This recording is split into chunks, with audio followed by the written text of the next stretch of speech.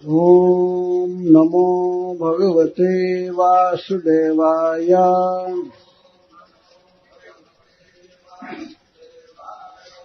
श्रीशुक उवाच। सम्यग्वेवसिता बुद्धिः तव राजर्षि सत्तमा। वासुदेव कथायां ते जज्जात नैष्ठिकी रतिः। वासुदेव कथा प्रश्नः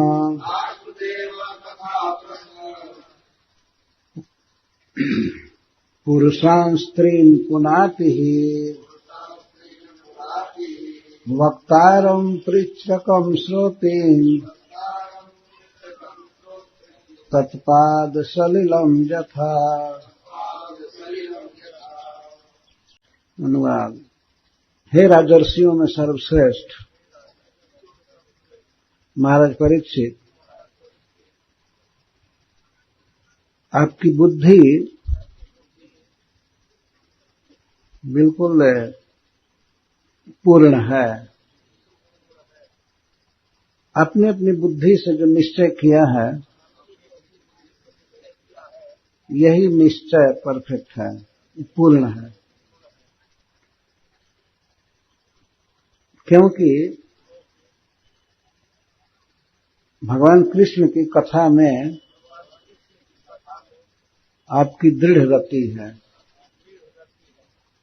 तो कल शाम की कथा में हम लोग सुन रहे थे, महाराज परीक्षित के द्वारा पूछा गया प्रश्न, भगवान श्री कृष्ण के लीला विषयक प्रश्न पूछा गया।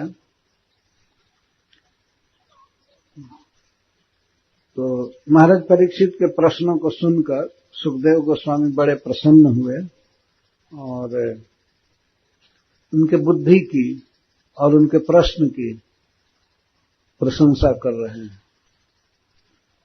पहले महाराज परीक्षित ने सुखदेव गोस्वामी को मुनि सत्तम कहा है। मुनि सत्तम, हे मुनियों में श्रेष्ठ।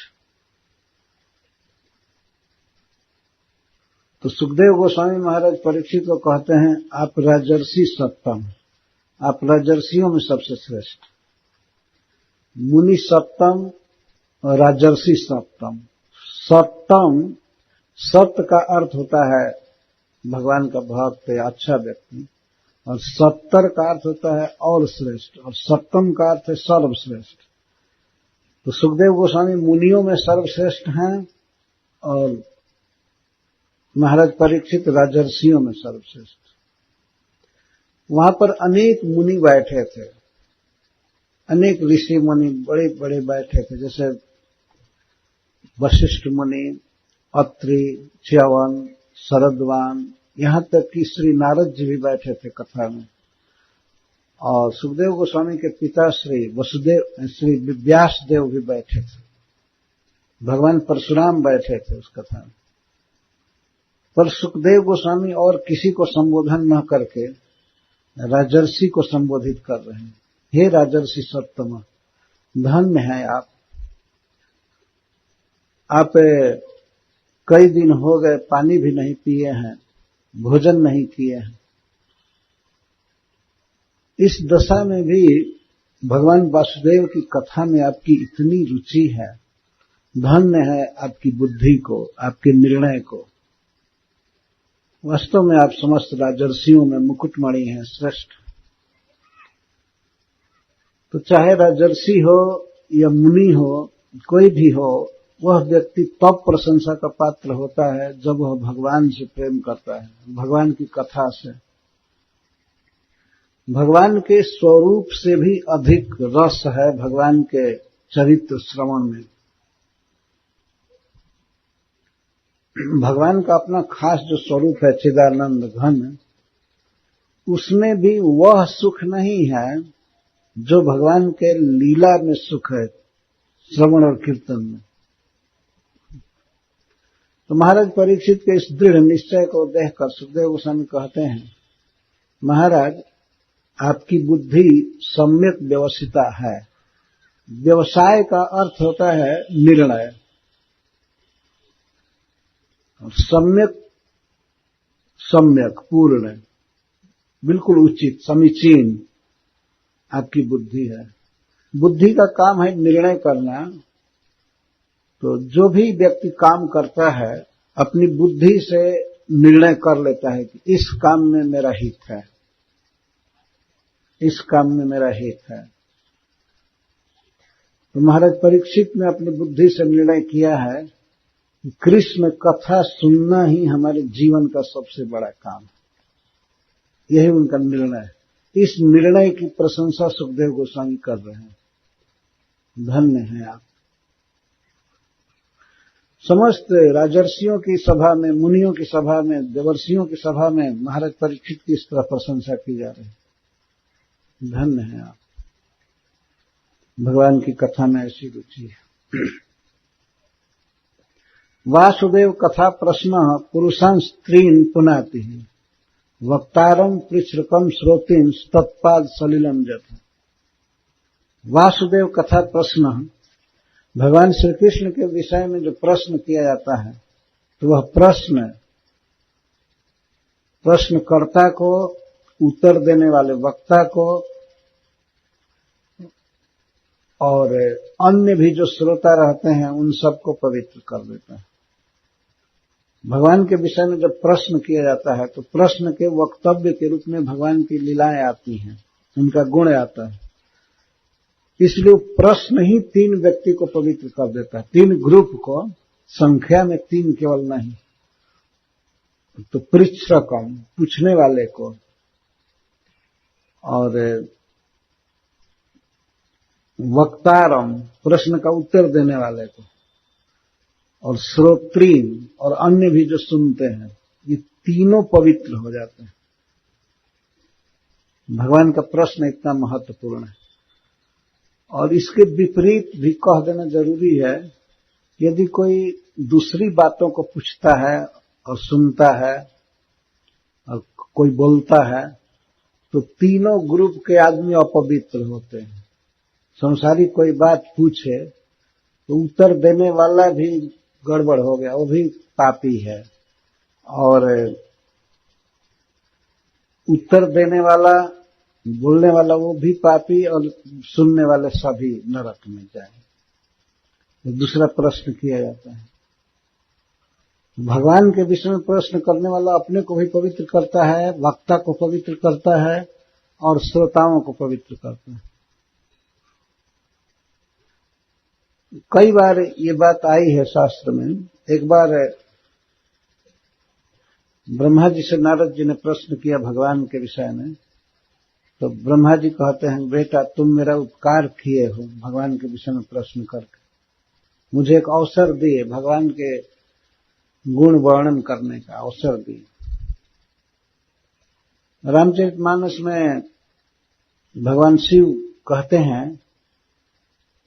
धन्य धन्य गिरिराज कुमारी। पार्वती जी ने जब भगवान राम के बारे में प्रश्न किया तो पार्वती जी की प्रशंसा कर रहे हैं भगवान शिव, धन्य हो, तुम्हारे समान मेरा उपकारी कोई नहीं। पूछे श्री रघुपति कथा प्रसंगा, तुम भगवान रघुनाथ के कथा प्रसंग के विषय में प्रश्न कर रही हो। इसके पहले सती शरीर में तुम बौरा गई थी, पागल हो गई थी। जब मैं कथा सुना रहा था तो तुम तर्क कर रही थी कि भगवान कैसे अज्ञ की तरह अपनी पत्नी की खोज करेगा जंगल में जहां तहां। तो वही सती जी अब पार्वती देह में आई हैं, तो उस समय भगवान शिव बहुत प्रशंसा कर रहे हैं।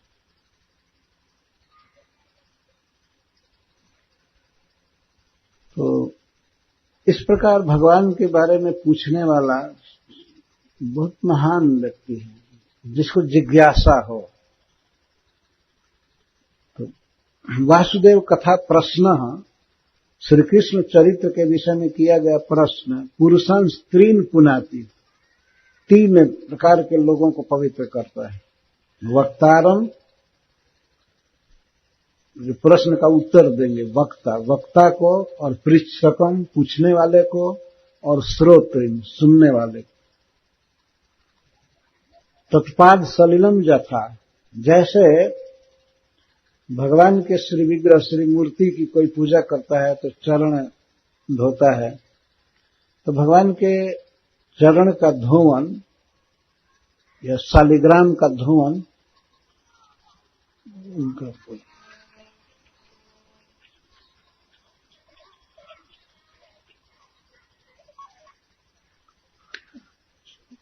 चरण प्रक्षालन का जल, शालिग्राम जी को धोते हैं, भगवान का वो देह का श्री विग्रह का जल जो धोता है वो तो पवित्र होता ही है, और जो मतलब छिड़कता है, उस जल को छिड़कता है तो वो पवित्र होता है, और जिस पर छिड़क रहा है वो पवित्र होता है, और आसपास में जिन पर भी बूंदे लगती हैं एक बूंद भी, वो भी पवित्र होता है। तत्पाद सलिलम, भगवान का चरणामृत सबको पवित्र करता है। या भगवान के चरण का जल श्री गंगा जी तीनों लोकों को पवित्र करती है। स्वर्ग को पवित्र करती हैं, इस पृथ्वी को पवित्र करती हैं। पृथ्वी मतलब पृथ्वी में रहने वाले समस्त जीव गंगा जी में आचमन करके, गंगा में स्नान करके या गंगा जी का नाम लेकर के पवित्र हो जाते। और स्वर्ग में भी गंगा जी हैं, ब्रह्मलोक से उतरती हैं ब्रह्मा जी के कमंडलों से, तो स्वर्ग में भी वो फैली हुई हैं और उनका नाम है मंदाकिनी। और इस पृथ्वी पर उनका नाम है गंगा या अलकनंदा।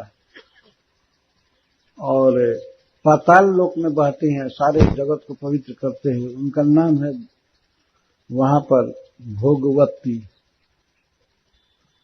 गंगा जी का नाम। तो जिस प्रकार गंगा जी तीनों लोकों को पवित्र करती हैं, उसी प्रकार भगवान के विषय में किया गया प्रश्न तीनों प्रकार के लोगों को पवित्र कर देता है। पुनाति, इस संसार में प्रत्येक मनुष्य दूषित हो गया है, पाप से ग्रस्त है, अपवित्र हो गया है। भगवान से प्रेम नहीं है, यही जीव की पवित्रता का परिचय है। यदि भगवान से प्रेम नहीं है तो अशुद्ध दशा में है, वो पागल हो गया है, उसका दिमाग खराब हो गया है। तो उसको कैसे पवित्र किया जाएगा? भगवान के कथाओं द्वारा पवित्र किया जाता है, व्यक्ति पवित्र हो जाता है। पुरुषं स्त्रीन् पुनाति।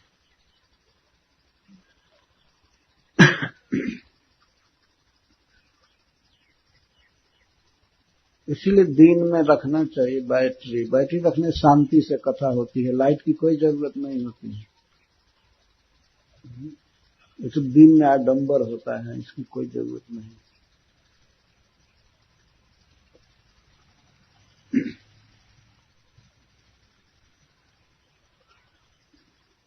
गुरुते पृच्छति यः शृणोति च हरे लीला चरित्रं त्रयः पूता स्युः सह पूर्वजैः सपदि यत् तादृप्य संदर्शिनी तत्पादाम्बुज भूतिका विजयते मंदाकिनीति प्रभो वागेशान मृषा भविष्यति मुनेस्तादृग् विधेयम् मयि।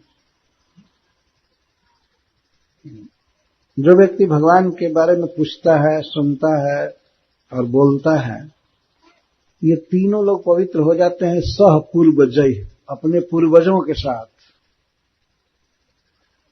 भगवान की कथा सुनने वाला व्यक्ति केवल अपने को ही नहीं तारता है, अपने पूर्वजों को भी तारता है। पूर्वज जो पहले जन्म लिए हैं,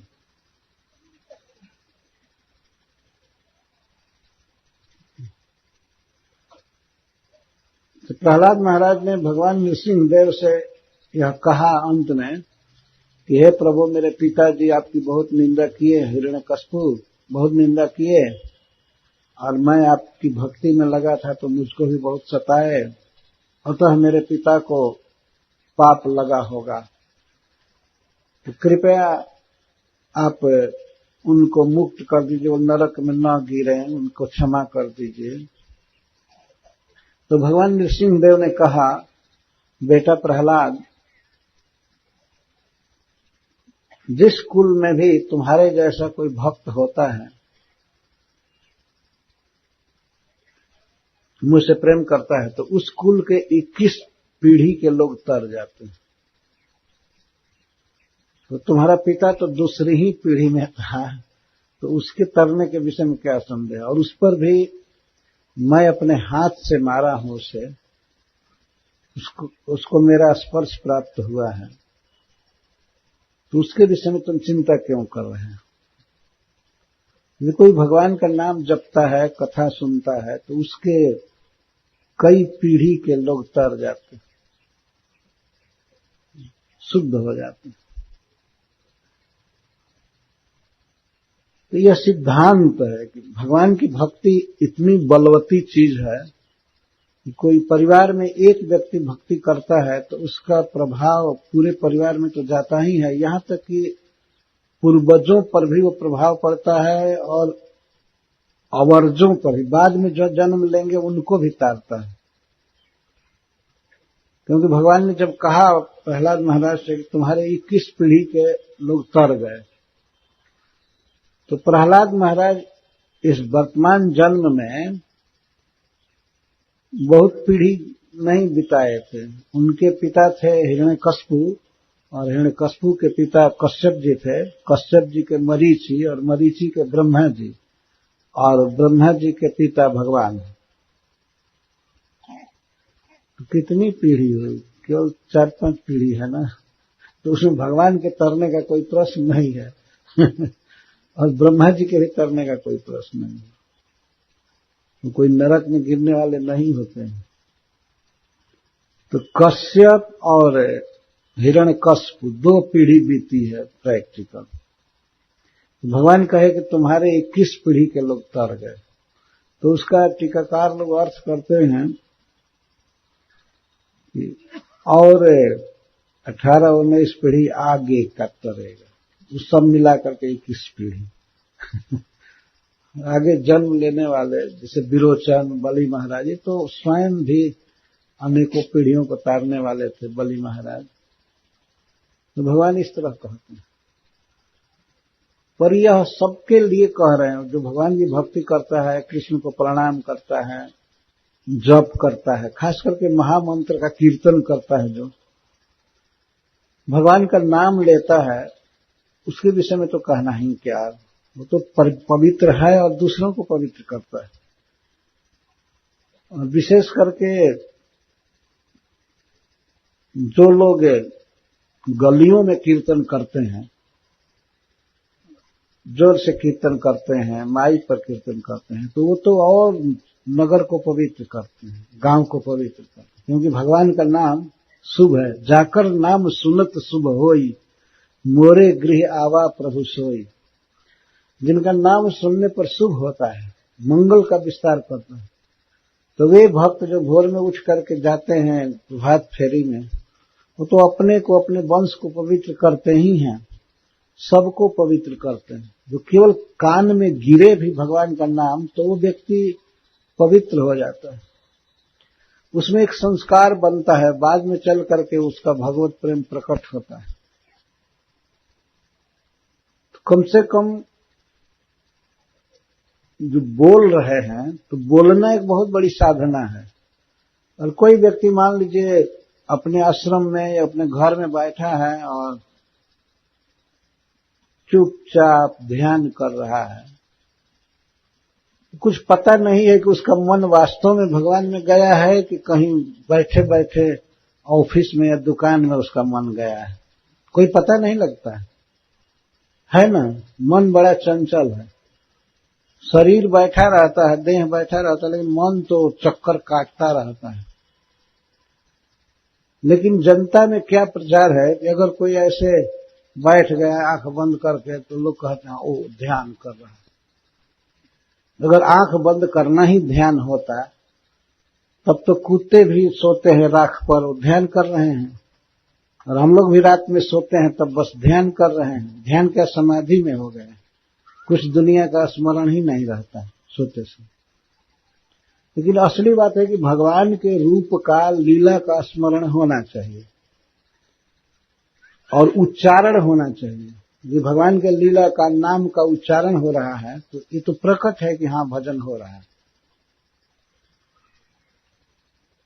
तो गाना और जन जन को सुनाना भगवान का नाम ही बहुत पुनीत कार्य है, यही जगत का मंगल है। जैसा महाराज परीक्षित कह रहे हैं, वासुदेव कथा प्रश्न पुरुषं स्त्रीन् पुनाति वक्तारं पृच्छकं सोपिं तत्पाद सलिलम जथा। इसमें कोई प्रयास नहीं करना पड़ता है। यदि कोई भगवान का नाम सुनता है तो पवित्र होगा ही होगा ही, और फिर जो नाम लेता है उसके विषय में तो कुछ कहना ही बाकी नहीं है। आप लोग बहुत अच्छा कर रहे हैं। बाबा की प्रेरणा से, रमेश बाबा की प्रेरणा से यहाँ बहुत से लोग प्रभावित हैं। तो ये बहुत अच्छा काम है। इस युग में एकमात्र यही भक्ति है, धर्म है। हरे कृष्णा कृष्णा कृष्ण हरे हरे, हरे राम राम राम। भगवान का नाम भगवान से भी बढ़ करके है। ये शास्त्र प्रमाण है। गोस्वामी तुलसीदास जी तो यहां तक कहते हैं कि भगवान श्री राम एक प्रकट ईश्वर है, और उनका एक और स्वरूप है जो प्रकट नहीं है। वो क्या है? सबके हृदय में रहते हैं परमात्मा रूप से, लेकिन दिखाई नहीं पड़ते हैं। और श्री भगवान तो अपने वास्तविक स्वरूप में दिखाई पड़ते हैं बाहर। जैसे अयोध्या में जन्म लिए, वहां से सिद्धाश्रम गए, बक्सर, ताड़का सुबाहु का वध किए और मारीच को कहीं फेंक दिए बाण से। इसके बाद जनकपुर गए। जनकपुर जाते समय रास्ते में भगवान ने पत्थर बनी हुई अहिल्या का उद्धार किया। गौतम जी की पत्नी वास्तव में वह शुद्ध थी, परंतु इंद्र के छल से वो पत्थर बन गई। पति ने शाप दिया, तुम इस तरह से अविवेकनी हो, अपने पति में और दूसरे में भेद नहीं करती, पहचान नहीं पाई, तुम जड़ हो, पत्थर हो। तुमको ये समझ में नहीं आया कि मेरा भेष बनाया था इंद्र, इसलिए शाप दे दिए कि तुम पत्थर हो जाओ। तो हाथ जोड़ करके मुनि के सामने वो बैठी थी, ऐसे क्षमा मांग रही थी कि अनजान में मुझसे भूल हो गई, क्षमा कीजिए। लेकिन मुनि ने शाप दे दिया और ऐसे ही पत्थर हो गए थे, हाथ जोड़े जोड़े। तो भगवान जा रहे थे जनकपुर अपने गुरु जी के साथ, विश्वामित्र जी के साथ। एक जंगल था और बिल्कुल श्रीहीन, कोई रहता नहीं था। एक पत्थर ऐसे हो स्त्री के रूप में तो किसको जिज्ञासा नहीं होगी कि ये क्या है। तो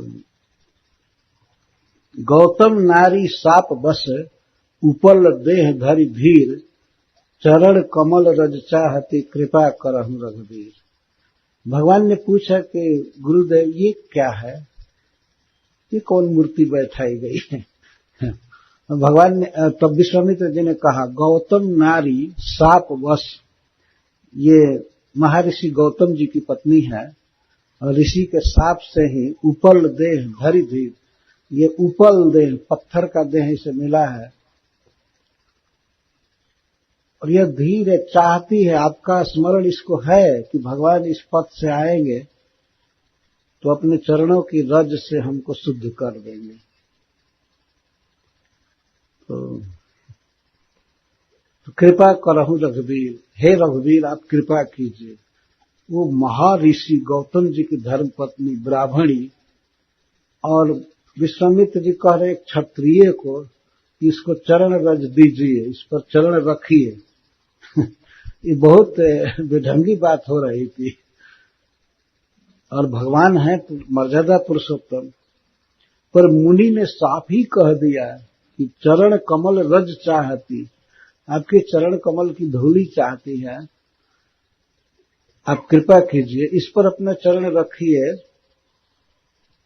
ये शुद्ध ही नहीं हो जाएगी, अपने स्वरूप में हो जाएगी, पत्थर दांत देह छूट जाएगा, ये वास्तविक के रूप में आ जाएगी। तो भगवान ने पहले तो टाले, नहीं चाहते थे कि ब्राह्मणी के सिर पर हम अपना पैर रखें, परंतु गुरु का आदेश ही वेद के समान होता है। जो गुरु कह रहे हैं तो उसमें कोई दोष नहीं। तो भगवान ने कृपा करके उसके सिर पर अब तक चरण रख। परसत पद पावन शोक नसावन प्रकट भई तप पुंज से। चरण का स्पर्श करना था कि वह तपस्या की मूर्तिमती होकर के प्रकट हो गई। पहले से अहिल्या बहुत तेजस्विनी हो गई, परम सुंदर, परम ज्ञान से संपन्न। परसत पद पावन शोक नसावन प्रकट भई तब पुंज सही। और क्या क्या है हमको तो याद नहीं है, बहुत बड़ी स्तुति है। बाद में कहती है मुनि साप जो दीन्हा अति भल कीन्हा परम अनुग्रह मैं माना। हमारे पति ने, मुनि ने जो साप दिया बहुत भारी कृपा किया हम। अगर मैं पत्थर नहीं बनी होती तो आपका चरण रज नहीं मिला होता। और यह घटना सब जगह फैल चुकी थी, सब जगह फैली थी कि श्री राम ने चरण रज से पत्थर बनी हुई अहिल्या को तार दिया। कई जगह इस घटना का उल्लेख है रामचरितमानस में। जब ये उल्लेख है, जब भगवान श्री राम जनकपुर पहुंचे तो वहां पर जनक नगर घूमने लगे, लक्ष्मण जी के साथ घूम रहे थे। तो कुछ स्त्रियों ने देखा, जनकपुर की स्त्रियों ने कृष्ण को देखा, भगवान श्री राम को देखा। तो देख करके उनके मन में ऐसी अभिलाषा उत्पन्न हुई, ओहो सीता के जोगी यही लड़का वर है, इतना सुंदर, मैंने कभी सुना नहीं देखा नहीं। वो कहती सीता इसी की पत्नी होने योग्य है और यह पुरुष सीता का पति होने योग्य है। हमने, हे भगवान, हमने जो भी सुकृत किया हो, पुण्य किया हो, धर्म किया हो, उसका ये फल होना चाहिए कि सीता का विवाह इस लड़के से होना चाहिए। सब लोग कहने, लेकिन कुछ स्त्रियां बहुत शोक में डूब गई, अपने अपने छत पर या झरोखों से वो देख रही थी। बड़ी बड़ा असमंजस व्यक्त की कि अरे सखी, कैसे विवाह हो सकता है, यह संभव है।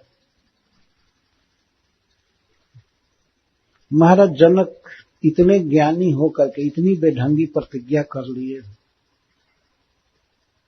इनको कौन समझाएगा। इस लड़के से तब विवाह होगा न कि धनुष तोड़ेगा, ये राजा ने शर्त कर दिया। तो स्त्रियां आपस में महाज्ञानी जनक जी को बुद्धू बता रही हैं। क्या विज्ञा थी। कहते ये धनुष नहीं तोड़ पाएगा लड़का, और बिना धनुष तोड़े वो विवाह नहीं करेंगे जनक जी। बहुत शोक में डूब गए। तो कुछ जो राम तत्व को जानती थी और ये घटना भी सुनी थी, भगवान राम के ऐश्वर्य को जानती थी कि ये साक्षात ईश्वर है, भगवान है, पर ब्रह्म है, तो वे कहती हैं सखी तुम चिंता मत करो, ये अवश्य शिव जी के धनुष को तोड़ेंगे, इसमें कोई संदेह नहीं है। छोटा देखने से क्या होता है। तो कई कई उदाहरण देती है कि रविमंडल देखत लघु लागा, उदय तासुति भुवन तम भागा। सूर्य मंडल देखने में एक परात के बराबर, थाली के बराबर दिखता है, लेकिन उसके उगने से तीनों लोकों का अंधकार दूर हो जाता है ना। कहाँ कुंभज कहाँ सिंधु अपारा, सोख्यो विदित सकल संसारा। कहाँ अगस्त जी एक छोटे से व्यक्ति, और कहाँ अपार सागर, लेकिन उसको पी गए। ये कभी होने वाली घटना थी, लेकिन हो गई ना। मंत्र परम लघु जासु बल विधि बस, विधि हरिहर सुरसर। मंत्र कितना छोटा होता है, लेकिन उसके बस में भगवान तक रहते हैं, शिव जी रहते हैं, सारे देवता उसके बस में रहते हैं। और हाथी को हाँकने वाला अंकुश कितना छोटा होता है, लेकिन उतने बड़े गजराज को अपने बस में रखता है। तो सब के बाद करीब देखने में छोटे लग रहे हैं, लेकिन इनका बहुत प्रभाव है, बहुत प्रभाव है।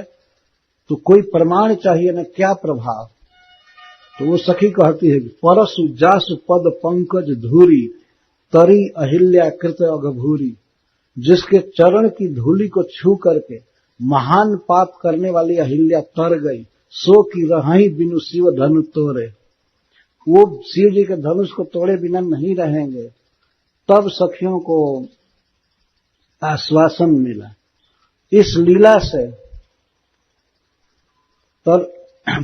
परसी जासु पद पंकज धूरी, तरी अहिल्या कृत अघभूरी। कृत अघभूरी, भगवान शिव इस कथा को कह रहे हैं, तुलसीदास जी लिखे हैं। तो वो कहते हैं कि वो भूरी पाप की थी, बहुत पाप की थी। इससे यह निष्कर्ष निकलता है कि अंतिम समय में अहिल्या को ये पता लग गया कि ये मेरे पति नहीं है, फिर भी उसने इंद्र का संगम स्वीकार किया। तो यही भूरी पाप हो गया। अपने पति के अलावा परपुरुष से संगम करना, ये पत्नी के लिए सबसे बड़ा पाप है। तो इसको भूरी पाप कहा जा रहा है। इतना बड़ा पाप की थी, लेकिन भगवान के चरण रज को छू करके परम पवित्र हो गए। तरी अहिल्या कृताग भूरी, सो की रही बिन शिव धन तोरे। तो ये घटना फैल गई थी। मैं इसके लिए कह रहा हूं कि तत्काल की घटना थी बक्सर और जनकपुर के बीच में। बक्सर के पास ही ज्यादा है वो। जनकपुर में संवाद फैल गया। ये नहीं समझना चाहिए केवल अखबार से ही सारा न्यूज जाता है। पहले बहुत बड़ी सुविधा थी, तीनों लोकों में कोई न्यूज फैल जाता था, और वो भी भगवान की लीला, जिसके पीछे नारद जी लगे हैं, सारे ऋषि मुनि सब देखते थे देवता कि भगवान कहाँ जा रहे हैं, क्या लीला कर रहे हैं। तो वो लोग तो तत्काल फैला देते थे,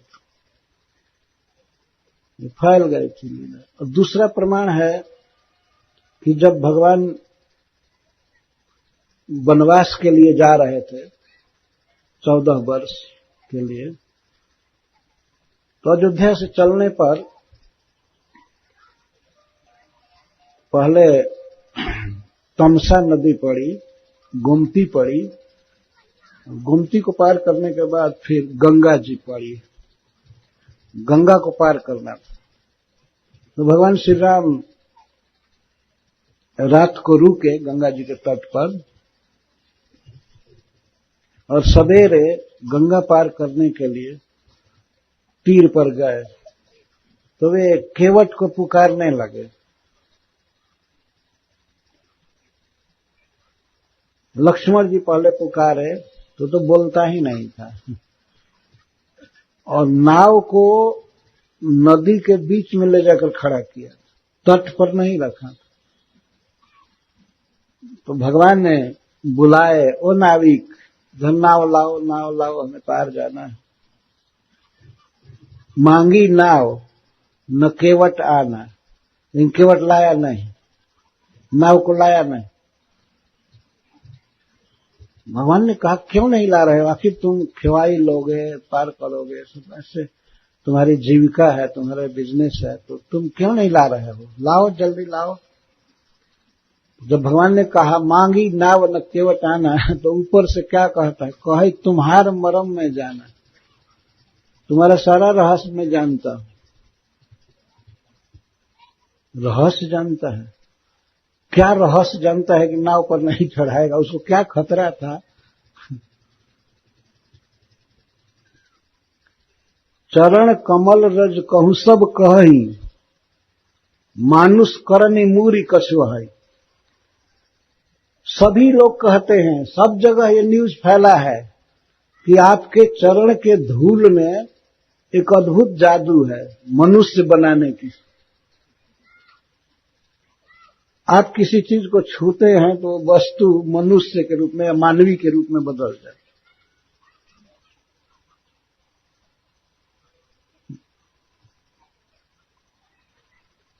नहीं, ऐसा कैसे कह रहे हो कि मेरे चरण के धूली को छूते ही सब लोग कोई भी चीज मनुष्य बन जाए?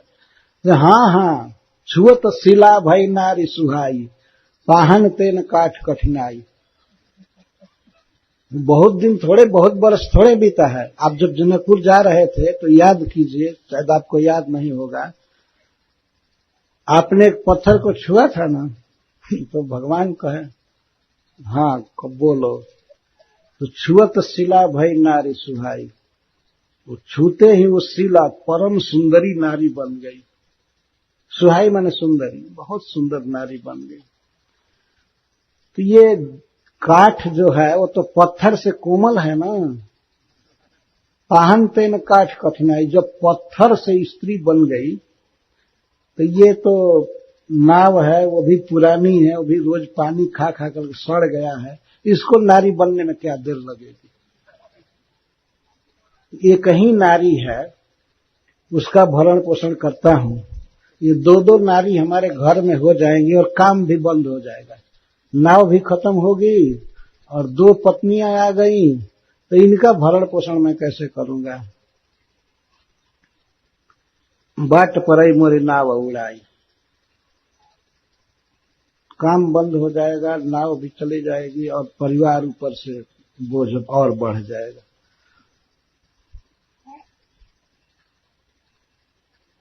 यही प्रतिपाल सब परिवार, इसी नाव से, इस नाव को चला करके मैं सारा परिवार जिलाता हूं। आपको दया नहीं है, आप मेरी जीविका खत्म करना चाहते। गोस्वामी तुलसीदास लिखते, आइए चलिए हम यहाँ से दूसरी जगह बताते हैं, हम नाव पर चलते चलते आपको बताएंगे। वहां घाट पर कमर भर पानी है, वहां से निकल जाएंगे, नौका पर नहीं चढ़ने देंगे। लक्ष्मण जी अजीब तरह से देख रहे थे क्रोध में कि कैसा अटपटांगे मलाह बोल रहा है।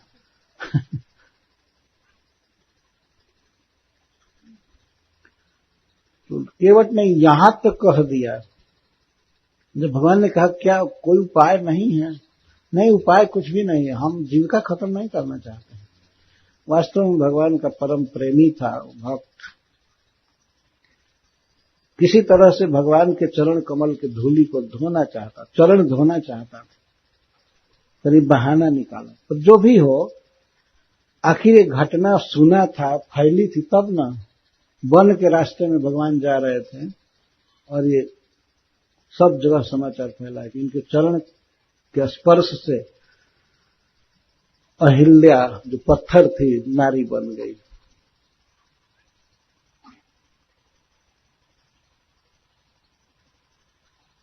दूरे रही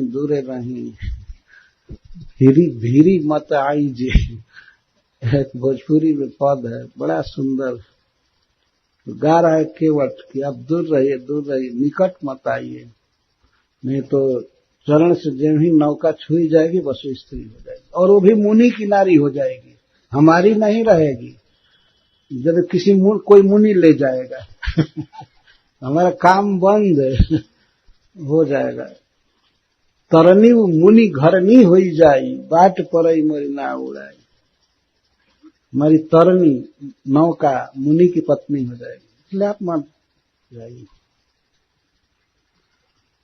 यहां तक कहा कि मैं आपके बाप दशरथ की शपथ खाकर कहता हूं कि मैं नहीं ये संकट लूंगा, मैं नहीं, बिना चरण धोए नहीं चलाऊंगा। धूली से खतरा है सरकार, आपसे खतरा नहीं है। चरण धो करके धूली साफ कर लूंगा, इसके बाद चढ़ा लूंगा। यहां तक उसने कहा कि लक्ष्मण जी भले तीर मार दे, मर जाऊंगा, लेकिन बिना चरण धोए नौका पर नहीं चढ़ाऊंगा। बरु तीर मार रही लखन पाए, जब लगिन पाए पखारी हो, तब लगिन तुलसीदास नाथ कृपाल पार उतारी। जब तक पैर नहीं धोऊंगा तब तक मैं नहीं पार करूंगा। भगवान ने कहा कि आखिर कोई उपाय करो, हमको जाना है, गंगा जी पार करना है। तो कहता है, जाओ प्रभु पार अवसिगा चाहूं, यदि एकदम अर्जेंट है आपको जाना तो मोहिपद पदुम पखारम कहूं, मुझे आप आज्ञा दीजिए अपने चरण कमल धोने के लिए।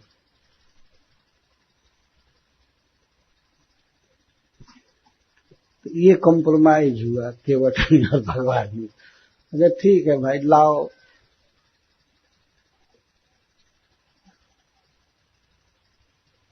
पानी, पखारो चरण को, देर हो रही है, ज्यादा बहस मत करो, उनको जाना है। हो तो विलंब उतार रही पार,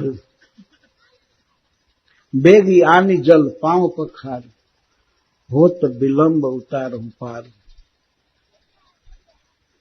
देर हो रही है और सवेरे का समय था। भगवान कह रहे मुझे देर हो रही है, ठीक है पानी लाओ।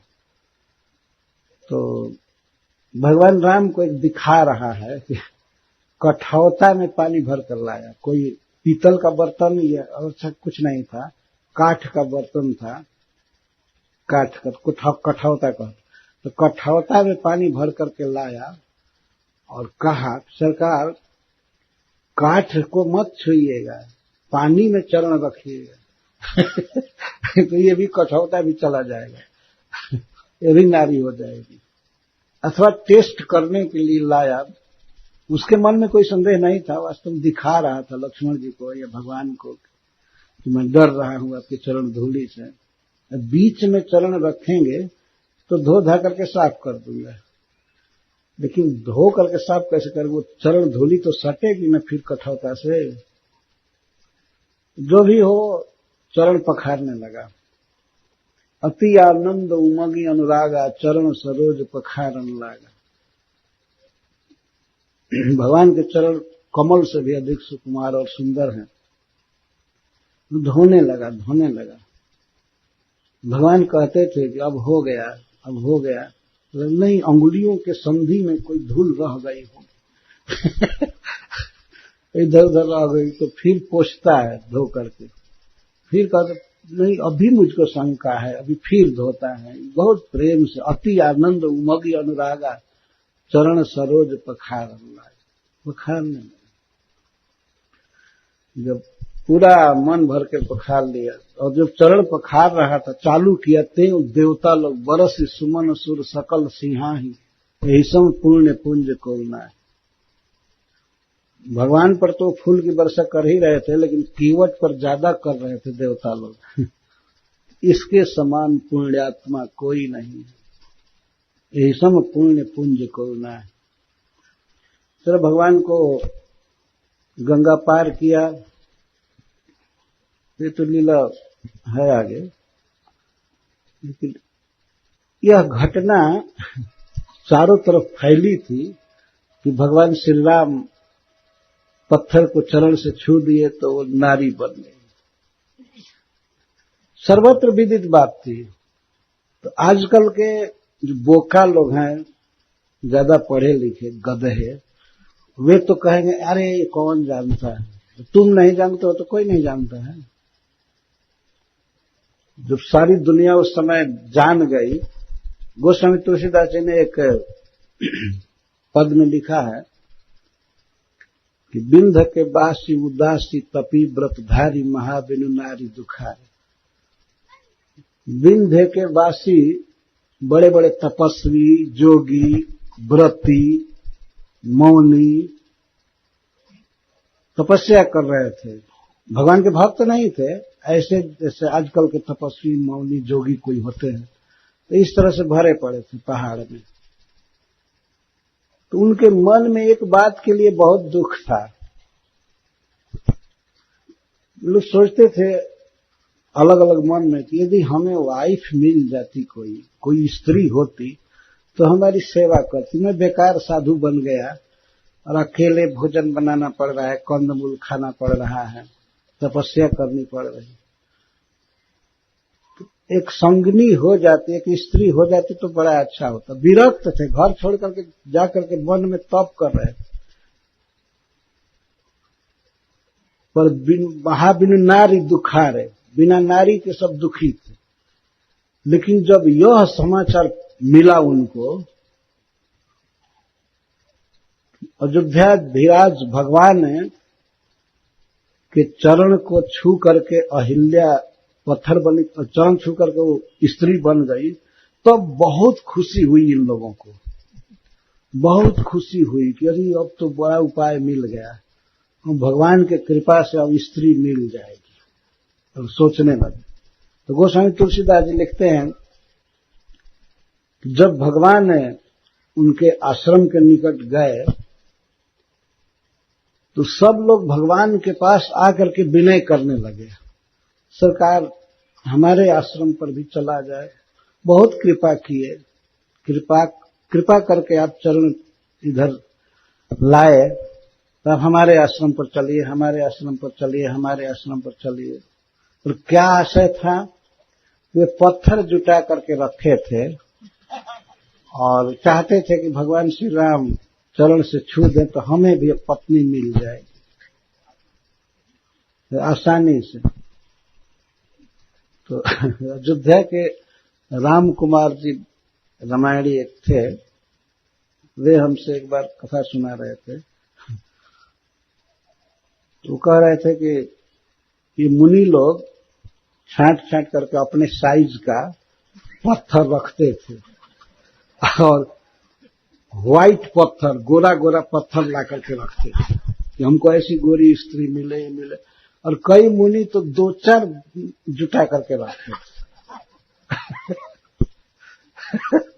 तो भगवान से विनय कर रहे थे। बॉम्बे में मैं इस कथा को कहा, एक भक्त ने पूछा हमसे बाद में कि तो महाराज भगवान श्री राम गए उनके पास और चरण से छुए उस पत्थर को? तो हमने कहते नहीं, वही मनोरथ था उनका, एक बार कह दिए, लेकिन भगवान के सुंदरता को देख करके वो स्त्री आदि सब भूल गए। भगवान में उनका मन रम गया, सब पछताने लगे कि अरे हम स्त्री की कामना क्यों करते हैं, ऐसे भगवान से प्रेम करना चाहिए। तो भगवान के सुंदर रूप को देख करके मुनियों की वो गंदी भावना सब चली गई, स्त्री रखने की और ये सब चली गई। ये तो मैं ऐसे जैसे विनोद में पद लिखा गया वैसे मैं विनोद में उत्तर दे दिया। एक रास्ते में जब मैं मंच से उतर करके जा रहा था गेस्ट हाउस में, तो एक भक्त पीछे पड़ा, कहा महाराज इस सत्य घटना है कि ऋषि लोग पत्थर जुटा जुटा करके रखे थे स्त्री बनाने के लिए। तो मैं प्रश्न किया, ये सत्य है ना कि भगवान ने पत्थर से नारी बनाया था? ये सत्य है ना? ये तो 100% सत्य है, वो कहता है। ये तो बिल्कुल सत्य है, उन्होंने पत्थर से नारी बनाया था। तो मैं पूछा दूसरा प्रश्न किया, और ये न्यूज फैला था ना सब जगह? हाँ। तो किसी मुनि के मन में यह बात आवे कि बिना नारी के मैं दुखी हूं, तो एक नारी ऐसे मिल जाती है और बिना परिश्रम के, तो वो सोचा होगा नहीं मन में कि ठीक है भगवान आ ही रहे हैं तो उनके चरण से छुआ करके स्त्री ले लेंगे। ये स्वाभाविक है ना? नहीं, स्वाभाविक तो है, लेकिन क्या सचमुच वो लोग पत्थर जुटाए? जिसको विश्वास होगा इस लीला पर, वो विवाह करना चाहता होगा तो जुटाएगा ही। जो विवाह करना चाहते थे, स्त्री चाहते थे, वे जुटाए होंगे। तभी तो गोस्वामी तुलसीदास जी लिखे, कभी कभी विनोद में बात कही जाती है लेकिन वही सत्य होती है। ये झूठा विनोद नहीं है, वास्तव में ये सत्य विनोद है। इसका अर्थ ये नहीं कि सचमुच के लोग पत्थर पट्टियां जुटा करके रखे थे, ऐसी बात नहीं है। लेकिन गोस्वामी जी उन पाखंडी साधुओं पर व्यंग किए हैं जो भगवान राम के भक्त नहीं है, जो जहां तहां रहते हैं, मौन रहते हैं, ध्यानी हैं, महामुनि कहे जाते हैं, लेकिन भगवान के रूप में जिनकी आसक्ति नहीं हुई, जिनके गुण में आसक्ति नहीं, तो ऐसे मुनियों पर व्यंग है। तो मैं कथा कहते समय ये भी कह दिया कि यहाँ पर जुटे हुए कई लोग ब्रह्मचारी हैं। मैं कथा में बोल रहा था बॉम्बे में, कई ब्रह्मचारी हैं, बेचारे अपनी भूल पर पछता रहे होंगे कि मैं कैसे ब्रह्मचारी रह गया। अब उनको स्त्री की कामना हो रही हो, तो इस मंदिर में काम हुआ है, बहुत उजला उजला मार्बल पड़ा हुआ है, तो भगवान श्री राम से जो मूर्ति के रूप में उनसे कहना चाहिए कि प्रभु जी कभी उतर करके अल्टर से अब यहाँ पैर रख दी। अपने घर से उतर करके पैर रख दीजिए, हमारा मनोरथ पूरा हो जाए। तो वो भक्त बहुत मुग्ध थे कि महाराज आप इसको बिल्कुल सत्य मान रहे हैं। मैं कहा मैं झूठ नहीं मान सकता, जब पत्थर से नारी बनी है यह सत्य है, तो यह भी सत्य है। और इसको तुमको क्या जरूरत है कि कोई ऋषि पत्थर लाए थे नहीं लाए थे, तुमको इससे मतलब क्या है? मतलब इतना ही है ना कि भगवान के चरण धूलि में वो शक्ति थी, वो शक्ति है जो अहिल्या को नारी बना दिए पत्थर से। ये घटना है ना, भगवान राम की भगवत्ता महत्ता का वर्णन किया जा रहा है, न कि मुनियों का विवाह कराया जा रहा है। वो हुआ होगा या नहीं हुआ होगा उससे हमको कोई मतलब नहीं। मतलब तो यह है कि भगवान श्री राम के शरीर में, चरण कमल में यह अद्भुत शक्ति छूने से पत्थर से नारी बन गई। यह प्रभाव सब जगह फैला हुआ है, सब जगह इसकी चर्चा थी। समाधान एक भले पत्थर जुटाए होंगे नहीं जुटाए होंगे, लेकिन समाचार तो मिला कि पत्थर से नारी बन गई, यही काफी है। ये भगवान का सहज प्रभाव है। ये प्रसंग में कैसे ला दिया? हाँ, नाम की महिमा कहने के लिए मैं इसको चालू किया। तो गोस्वामी तुलसीदास जी लिखते हैं रामचरितमानस में, राम एक तापस तियतारी। भगवान राम से और नाम से तुलना कर रहे हैं। राम से बड़ा राम का नाम। राम ने एक स्त्री का उद्धार किया, और वो भी तपस्वी की स्त्री थी, तापस्तीय। तो स्वयं उसने तपस्या किया था, तो उसको तारना आसान था। तो राम एक तापस तियतारी, नाम कोटि खल कुमति सुधारी। और नाम तो करोड़ों खल की कुमति को सुधार दे। कुमति भी एक कुत्सित स्त्री है, करोड़ों करोड़ों कुमति का सुधार कर देता है। हरे कृष्णा कृष्णा कृष्णा हरे हरे, हरे राम राम राम। भगवान तो एक स्त्री को तारे और उनका नाम करोड़ों स्त्रियों को तारता है, और वो भी कुमति को। ऐसा नहीं कि तपस्वी की मति को, कुमति।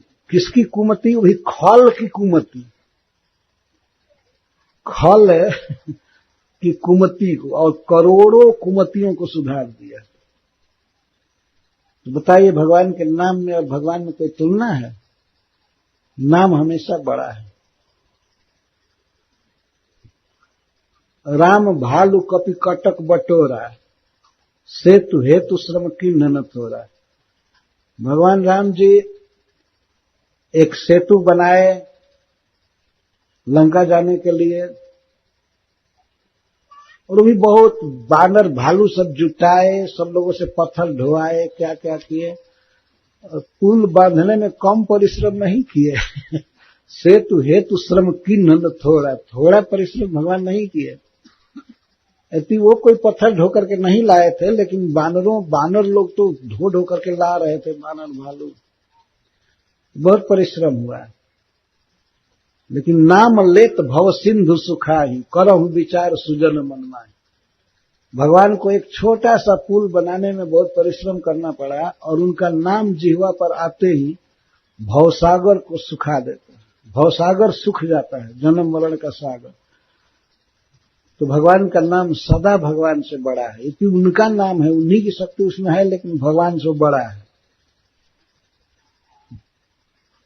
राम सुकंठ विभीषण दो, राखे शरण जान सबको। सभी लोग जानते हैं कि राम जी ने केवल दो को शरण में रखा, एक सुकंठ को और विभीषण को। सुकंठ मतलब सुग्रीव, कंठ या ग्रीवा का एक ही अर्थ है। एक सुग्रीव को शरण में रखे और एक विभीषण जी को। लेकिन नाम गरीब अनेक निवाजे, लोक वेद बर विरज विराजे। लेकिन नाम तो अनेकों को शरण दिया है और देता रहेगा जुग जुग। नाम से सबका उद्धार हुआ है, सबको आश्रय दी। ये महिमा है भगवान के नाम की। अपत अजामिल गज गनिकाऊ, भय मुकुट हरि नाम प्रभाव। पापी गज और गणिका ये सब भगवान के नाम से मुक्त हो गए, और अजामिल जैसा पापी नाम लेने से पार हो तर गया। और कई उदाहरण दिए हैं, कई दोहों में, कई चौपाइयों में गोस्वामी जी ने नाम की महिमा का उल्लेख किया है। भगवान सबके हृदय में रहते हैं, सबके हृदय में साक्षात रहते हैं, कोई प्राण प्रतिष्ठा से नहीं, डायरेक्ट रहते हैं सबके हृदय में। लेकिन असप्रभु अछत हृदय अविकारी, सकल जीव जगत दीन दुखा। लेकिन भगवान के हृदय में रहते हुए सारा जगत दुखी है, सभी लोग दुखी हैं, सबके हृदय में हैं, लेकिन फिर भी सब दुखी हैं। लेकिन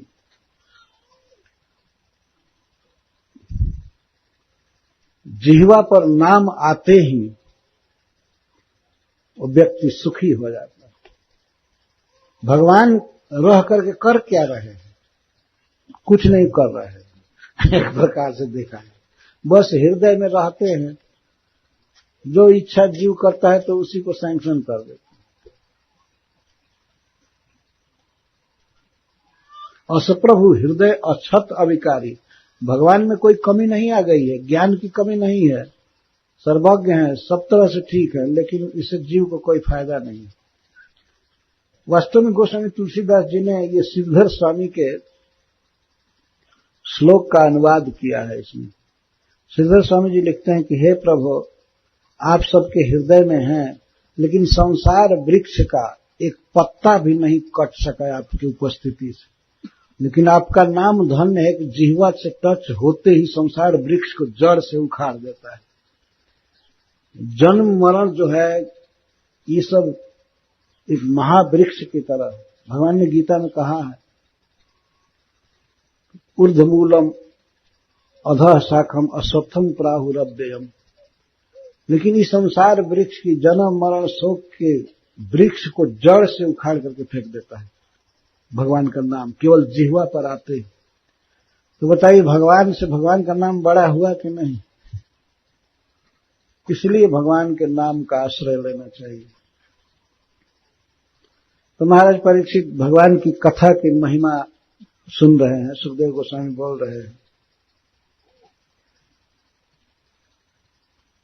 अब वे कथा चालू कर रहे हैं।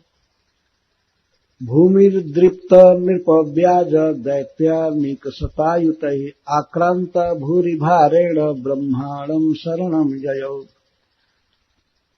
भगवान का अवतार किस तरह से हुआ, अवतार के पहले क्या स्थिति थी, इसको बता रहे हैं। भूमिर्दृप्त नृपव्याज दैत्यानिक शतायुत, यह पृथ्वी राजाओं के भूरी भार से आक्रांत हो गई। पृथ्वी पर लोड क्या है, भार क्या है? पाप का भार। यह पृथ्वी पापियों के दुष्कर्म के फल भार को नहीं सह पाती है। यही भार है। दूसरे की स्त्रियों के प्रति दृष्टि डालना, बाढ़े बहुखल चोर जुआरा, जेता कहीं पर धन पर दारा। जो दूसरे की स्त्री पर और दूसरे के धन पर दृष्टि डाले, ये सब पापी है। जुआरी आदि, हिंसक। तो बहुत लोग बढ़ गए थे, विशेष करके राजा लोग बहुत पाप कर रहे थे। सौक्षणी सेनाएं जुटा जुटा करके आपस में युद्ध करना, भोगों को भोगना, और अनेक प्रकार के पाप बढ़ गए थे। तो भूमिर दृप्तर नृपव्याजम, घमंडी राजाओं के अत्याचार से ये आक्रांत हो गई थी। वास्तव में ये राजा लोग नहीं थे, ये थे वास्तव में दैत्य, दैत्य ब्याज। भूमिर दृप्तर नृपव्याज दैत्या निक्षतायुत।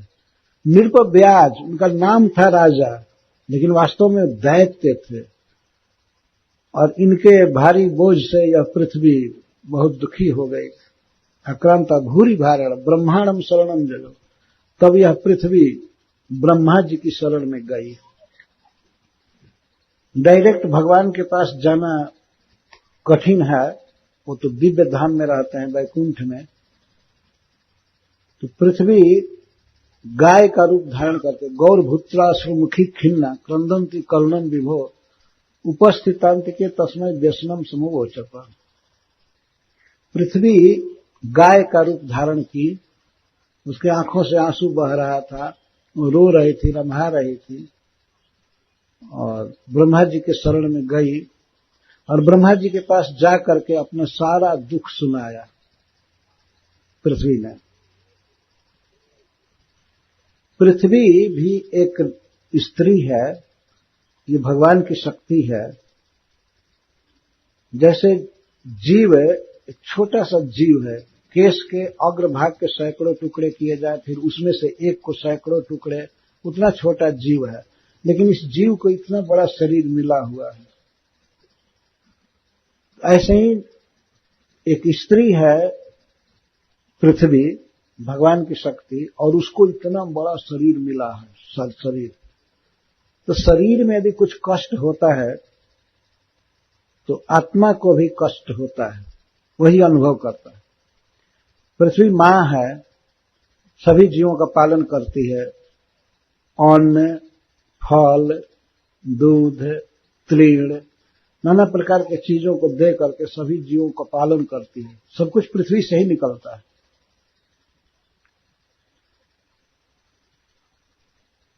पृथ्वी में सब कुछ है और सर्वरस है।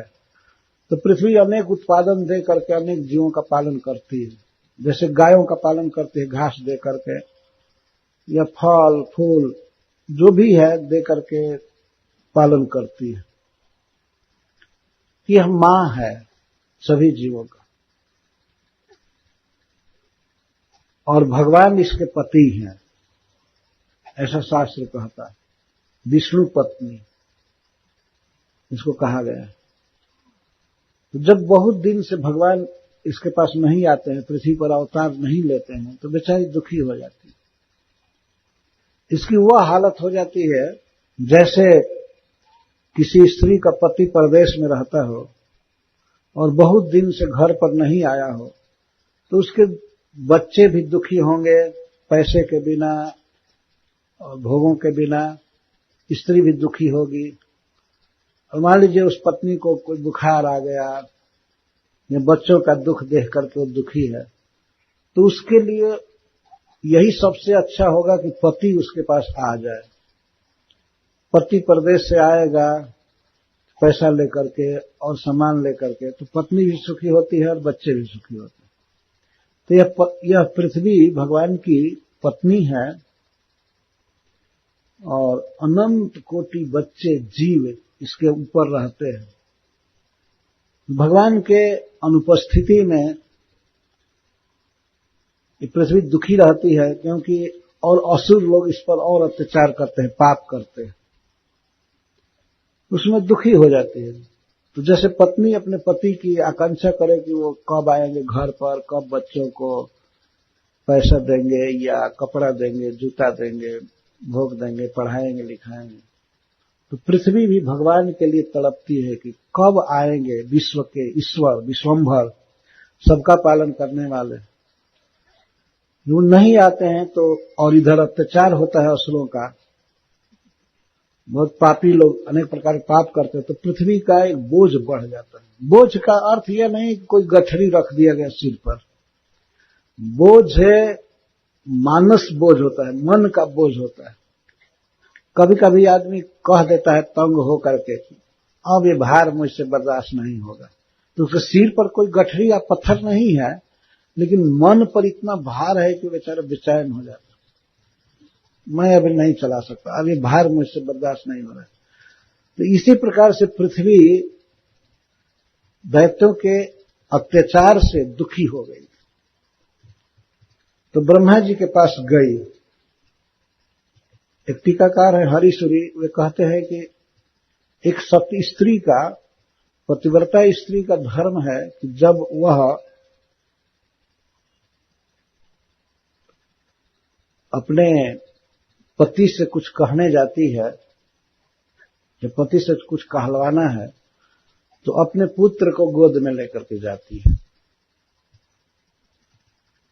वास्तविक स्थिति यह है कि ब्रह्मा जी इस पूरे ब्रह्मांड के सबसे श्रेष्ठ मैनेजर हैं, वही व्यवस्था करते हैं। और भगवान तो अपने धाम में रहते हैं, कभी कभी ब्रह्मा जी उनको खबर देते हैं कि ऐसा हो रहा है, यहाँ ये हो रहा है। चाहे मोबाइल से कहते होंगे, जैसे बैकुंठ का नंबर उनके पास होगा, तो वे भगवान से कहते हैं कि अब अवतार लेना चाहिए, यहाँ बहुत स्थिति खराब है, मैं नहीं संभाल सकता, मोर कछु न बसाई। रामचरितमानस में भी ब्रह्मा जी कहते हैं हमारा अब कोई बस नहीं चलेगा। पृथ्वी से कहते हैं देवताओं से, जाकरते दासी सो अविनाशी, हमरे उतोर सहाय। तुम जिसकी दासी हो वही प्रभु सहायता कर सकते हैं, हमारी सहायता तुम्हारी सहायता है, सारे विश्व की सहायता, मैं कुछ कर नहीं पाऊंगा। यही हालत भगवान कृष्ण के अवतार के पहले हुई थी। तो ब्रह्मा जी के पास गई और जाकर के अपना दुख सुनाने लगी। उपस्थितांत के तस्मै व्यसनम सोमवोच, अपना सारा दुख सुना दिया रोकर। जब पति दूर है और ये पतिव्रता स्त्री है, उसके पास बच्चा अगर हो तो ये पुत्र है, तो पुत्र से जाकर के वो निवारा करती है। तो भगवान पिता हैं, पृथ्वी माँ है, और ब्रह्मा जी तो डायरेक्ट पुत्र हैं ही भगवान के। इसीलिए पृथ्वी सत स्त्री जैसी पहले पुत्र के पास गई। हरिसूरी जी कहते हैं पुत्र को कहूंगी, फिर पुत्र अपने पिता से निवेदन करेगा अवतार लेने के लिए। सारा दुख सुनाया। ब्रह्मा तदुपधार्याथ सह देवस्तया सह सत्रिनयन जगाम सत्रिनयन तीरम क्षीर पयोनिधे। ब्रह्मा जी एक एक बात सुने ध्यान से, उपधार्य गौ बनी हुई माता पृथ्वी के एक एक वचन को सुने, एक एक शब्द। संसार में सबसे बड़े हैं ब्रह्मा जी, भगवान के बाद इस विश्व की व्यवस्था देखने वाले वही हैं, लेकिन फिर भी दुखनी माता पृथ्वी की बात को ध्यान से सुने। वे ऐसे अवसर नहीं है कि कोई निवेदन कर रहा हो और हाँ होगा होगा, कुछ सुने नहीं, वो ध्यान से सुने, उपधार जो सारा काम रोक करके सुने और विचार की। ब्रह्मा तदुपधार जब वो पृथ्वी की बात सुन करके और समझ गए कि इस दुख से भगवान के अलावा कोई मुक्त नहीं कर सकता है, तो वे भगवान के घर जाने के लिए तैयार हुए। देवताओं को बुलाए, देवता सब आए, इंद्र आदि देवता, उनके साथ जाना था भगवान के धाम। धाम में तो प्रवेश नहीं कर सकते थे, लेकिन धाम के तट पर, क्षीर समुद्र में भगवान का धाम है, तो क्षीर समुद्र के तट पर जा सकते थे, इतनी शक्ति थी इनकी। गए सभी देवता, तो भगवान ने, ब्रह्मा जी ने शंकर जी को भी साथ में लिया, भगवान शिव को साथ में लिया। सत्रिनयन, भगवान शिव को त्रिनयन कहा जाता है। 3 आंखें उनकी हैं, एक ललाट में आंख है, लेकिन उसको प्रलय के समय खोलते हैं।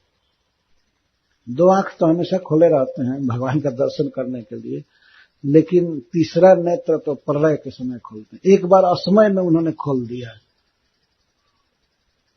कामदेव कैलाश में जाकर उपद्रव कर रहा था, उनमें काम वासना पैदा करने के लिए। भगवान शिव को इतना क्रोध आया कि वो प्रलय करने वाला नेत्र खोल दिया और कामदेव जलकर राख हो गया। बिना टाइम के खोल दिया नेत्र।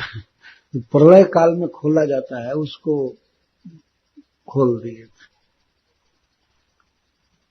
तो वो नेत्र बंद रहता है, तो इसलिए नहीं समझना चाहिए कि 2 ही नेत्र इनके हैं। जैसे हम लोग रात में अगर आंख बंद करके सोए तो ये नहीं मान लेना चाहिए कि बिल्कुल चौपट दोनों आंख का है, उसको है ही नहीं। शिव जी के 3 नेत्र हैं, त्रिनयन, यहां शब्द साफ कहा जा रहा है। हरि बोल। चित्तौड़ दास देखिए भागवत लिए हैं, समाधि में मत जाइए, ब्रह्मा जी समाधि में जाएंगे बाद में। तो ब्रह्मा जी सभी देवताओं को लिए और माता पृथ्वी को भी, तया सह पृथ्वी को भी लिए गौ के रूप में, कहे तुम भी चलो। यह नीति है कि भगवान में दया उत्पन्न करने के लिए बेचारी इसको भी ले चलना चाहिए। जब देखेंगे इसकी दशा तो वो उतार लेंगे, आएंगे अपने धाम से इस जगत में। ब्रह्मा जी बड़े नीतिज्ञ हैं, तो वे पृथ्वी को भी ले लिए। और दूसरी बात क्या थी, शिव जी को क्यों लिए? हरिश्वर जी कहते हैं कि शिव जी को इसलिए लिए कि भगवान का काम तो है पालन करना, पालन करेंगे अपने स्वभाव से ही, लेकिन ये मारने का जो काम है असुरों को, ये काम वे शिव जी से कराना चाहते थे। तो ब्रह्मा जी भी जान गए कि ये मारने का काम शिव जी का है, प्रलय का, तो इसीलिए शिव जी को भी ले लिए। पृथ्वी का लोड उतारा जाएगा, भार उतारा जाएगा, तो मार करके ना, तो वो काम शिव जी करेंगे, भगवान के साथ ही वो भी रहेंगे। हम लोगों के साथ रहेंगे तो भगवान उनको सौंपेंगे कि आप असुरों का वध कीजिए। तो इसलिए त्रिनयन को भी ले लिए, शिव जी को भी ले लिए। अब एक प्रश्न होता है कि ब्रह्मा जी सर्वज्ञ हैं, सर्ववेत्ता हैं और परम भगवत भक्त हैं, और उनको ये ज्ञान है कि भगवान सब जगह रहते हैं, सब जगह रहते हैं। तो अपने ऑफिस में ही, सत्यलोक में जहां सब लोग जुटे थे, सुमेरु पर्वत के शिखर पर उनका ऑफिस है, वहां भगवान ब्रह्मा जी आए थे। कभी कभी ब्रह्मा जी वहां आते हैं, उस सत्यलोक में नहीं है, स्वर्ग में है सुमेरु पर्वत, और उसके ऊपर बहुत चौड़ा है, उस पर 7 कौंभी नगरी बसी है, सोने की नगरी है, सारा सब कुछ भवन जो है सोने का बना हुआ है। ब्रह्मा जी कभी कभी वहां आते हैं। जैसे कोई कोई ऑफिसर किसी दफ्तर में, ऑफिस में कभी कभी जाता है, या कोई डॉक्टर कहीं पर अपना क्लिनिक खोला है तो सप्ताह में 2 दिन 1 दिन जाता है।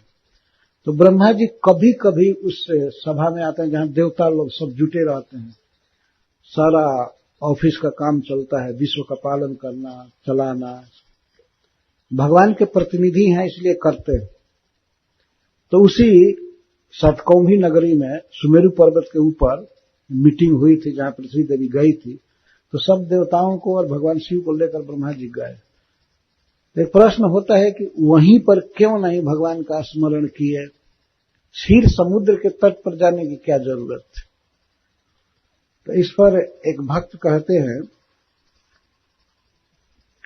लोके व्यापक एव विभु, लोके व्यापक एव यद्यपि विभु सत्यम तथा पिष्ट दो ध्येयो ध्यान जुषा समित्य भगवान प्रासाद में वो ज्वलम। यह बात सत्य है कि भगवान सर्वत्र हैं, इसमें कोई संदेह नहीं है। भगवान इस पंडाल में भी बैठे हैं, फील्ड में भी हैं, बाजार में भी हैं, ऑफिस में भी हैं, घर में हैं, सबके हृदय में भी हैं, सर्वत्र हैं, इसमें संदेह नहीं है। लोके व्यापक एव यद्यपि प्रभु, सत्यम, ये सत्य है, सब जगह व्यापक है।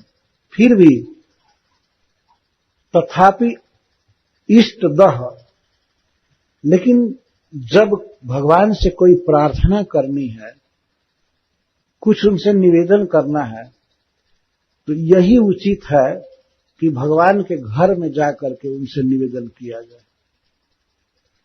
श्री ब्रह्मा जी यही सोचे, ध्येयो ध्यान जुषा समेत भगवान प्रासाद में उज्ज्वलम। भगवान के उज्ज्वल प्रासाद को, प्रासाद मतलब महल को, मंदिर को, यहाँ उज्ज्वल प्रसाद कहा गया।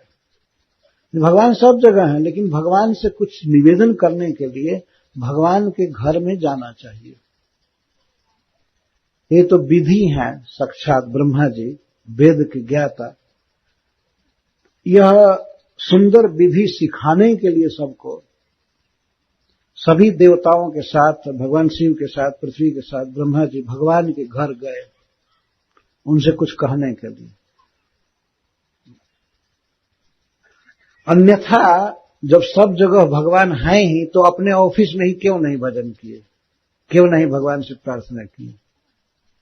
वहां भी भगवान है, सुमेरु पर्वत के ऊपर भी भगवान है, सतकौम्भी नगरी में भी है, तो कहीं भी निवेदन कर सकते थे भगवान से, लेकिन क्यों गए भगवान के घर में? इसलिए कि जब कुछ निवेदन करना हो भगवान से, तो उनके मंदिर में, उनके घर जाना चाहिए। आप देखते हैं इस संसार में अगर किसी बड़े व्यक्ति से कुछ अपील करना है, कुछ निवेदन करना है, तो केवल फोन कर देने से नहीं हो जाएगा, है कि नहीं? वो व्यक्ति नहीं सुनेगा, जाना पड़ता है उसके पास। इसलिए जाना चाहिए, ये विधि है, हमारी ये सनातन संस्कृति है, वैदिक नियम है कि भगवान के मंदिर में, भगवान के धाम में जाना चाहिए। भगवान एक नियम से तो सब जगह हैं, लेकिन कुछ खास ऐसे जगह होते हैं जहां भगवान प्रकट रहते हैं। और जगह रहते हैं लेकिन वो गुप्त रूप में रहते हैं, तिरोहित रहते हैं लेकिन तिरोहित। परंतु अपने धाम में वे प्रकट होते रहते हैं, अपने घर में, मंदिर में, धाम में। तो भगवान से कुछ कहने के लिए उनके घर में, उनके धाम में, मंदिर में जाना चाहिए, ये नियम है। ब्रह्मा जी चूंकि विधि हैं, सबसे बड़े आचार्य हैं, इस नियम को सिखा रहे हैं। अच्छा, ये प्रश्न होता है दूसरा कि ब्रह्मा जी अकेले क्यों नहीं गए? अकेले भी भगवान से जाकर के समझा कर सकते थे, एकांत में कुछ बातें कर सकते थे कि अब चलना चाहिए प्रभु, अवतार लीजिए, पृथ्वी का भार दूर कीजिए, बेचारी बहुत दुखी है। लेकिन वे सबके साथ गए।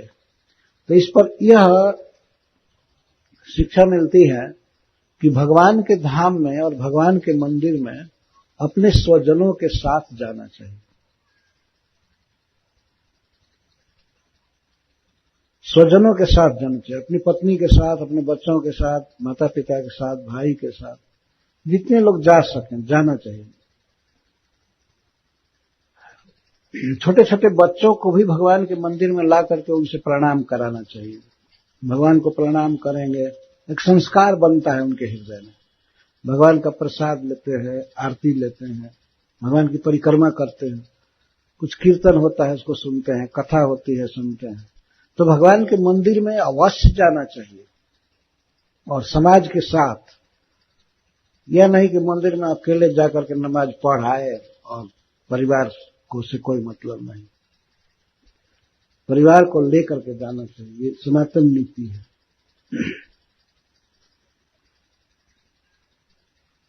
ये हम लोग देखते हैं परिपाटी, जैसे वृंदावन की परिक्रमा है, गिरिराज जी की परिक्रमा है, पूरा परिवार कभी कभी देखा जाता है करता है। यहां तक ऐसी माताएं भी करती हैं जिनके उदर में बच्चा है, वो बच्चा नहीं जानता है, अजात सुकृति, उसको पता नहीं मैं क्या कर रहा हूं, लेकिन वो मां धन्य है, वो धन्य है बच्चा जिस मां के गर्भ में है। तो मां परिक्रमा करती है तो उसकी भी परिक्रमा हो जाती है। अपने आप, और कुछ बच्चे मां के गोद में रहते हैं, तो गोद में छोटे छोटे बच्चों को लेकर के परिक्रमा कर, अथवा रिक्शा से कुछ बच्चे कर लेते हैं जैसे भी हो। तो इस तरह बचपन में शुरू में ये संस्कार पड़ता है। तो अपने बच्चों को भी भगवान से जोड़ना चाहिए। इस तरह से जोड़ने की एक प्रक्रिया है। भगवान के मंदिर में जाने से या धाम में जाने से वो अपने आप ही जुड़ जाते हैं, अपने आप सब कुछ मिलता है उनको। एक बार हमारे गांव के मंदिर में हम लोग बैठे थे, भागवत लिख रहे थे, तो दोपहर का समय था। एक बच्चा आया, दूसरे गांव का था, संबंधी था, छोटा बच्चा। तो किसी भक्त ने कहा कि प्रणाम करो।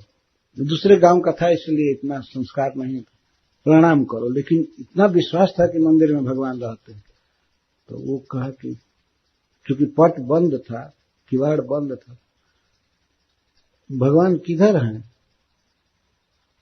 पूछा बच्चा, बिल्कुल बोला भगवान किधर है? तो संकेत किया गया, उधर हैं, अभी भोग लगा है, पट खुले। वो बच्चा सुनते ही साष्टांग प्रणाम किया, सुनते ही प्रणाम किया कि भगवान इधर है। उसमें देखिए आस्तिकता, श्रद्धा। और आजकल के पढ़े लिखे गधों को कहा जाए कि भगवान इधर है, तो कहे कहां भगवान, भगवान सब जगह है। तो सब जगह इसलिए कहता है कि कहीं भजन न करना पड़े भगवान सब जगह। तो सब जगह होने से तुमको लाभ क्या है?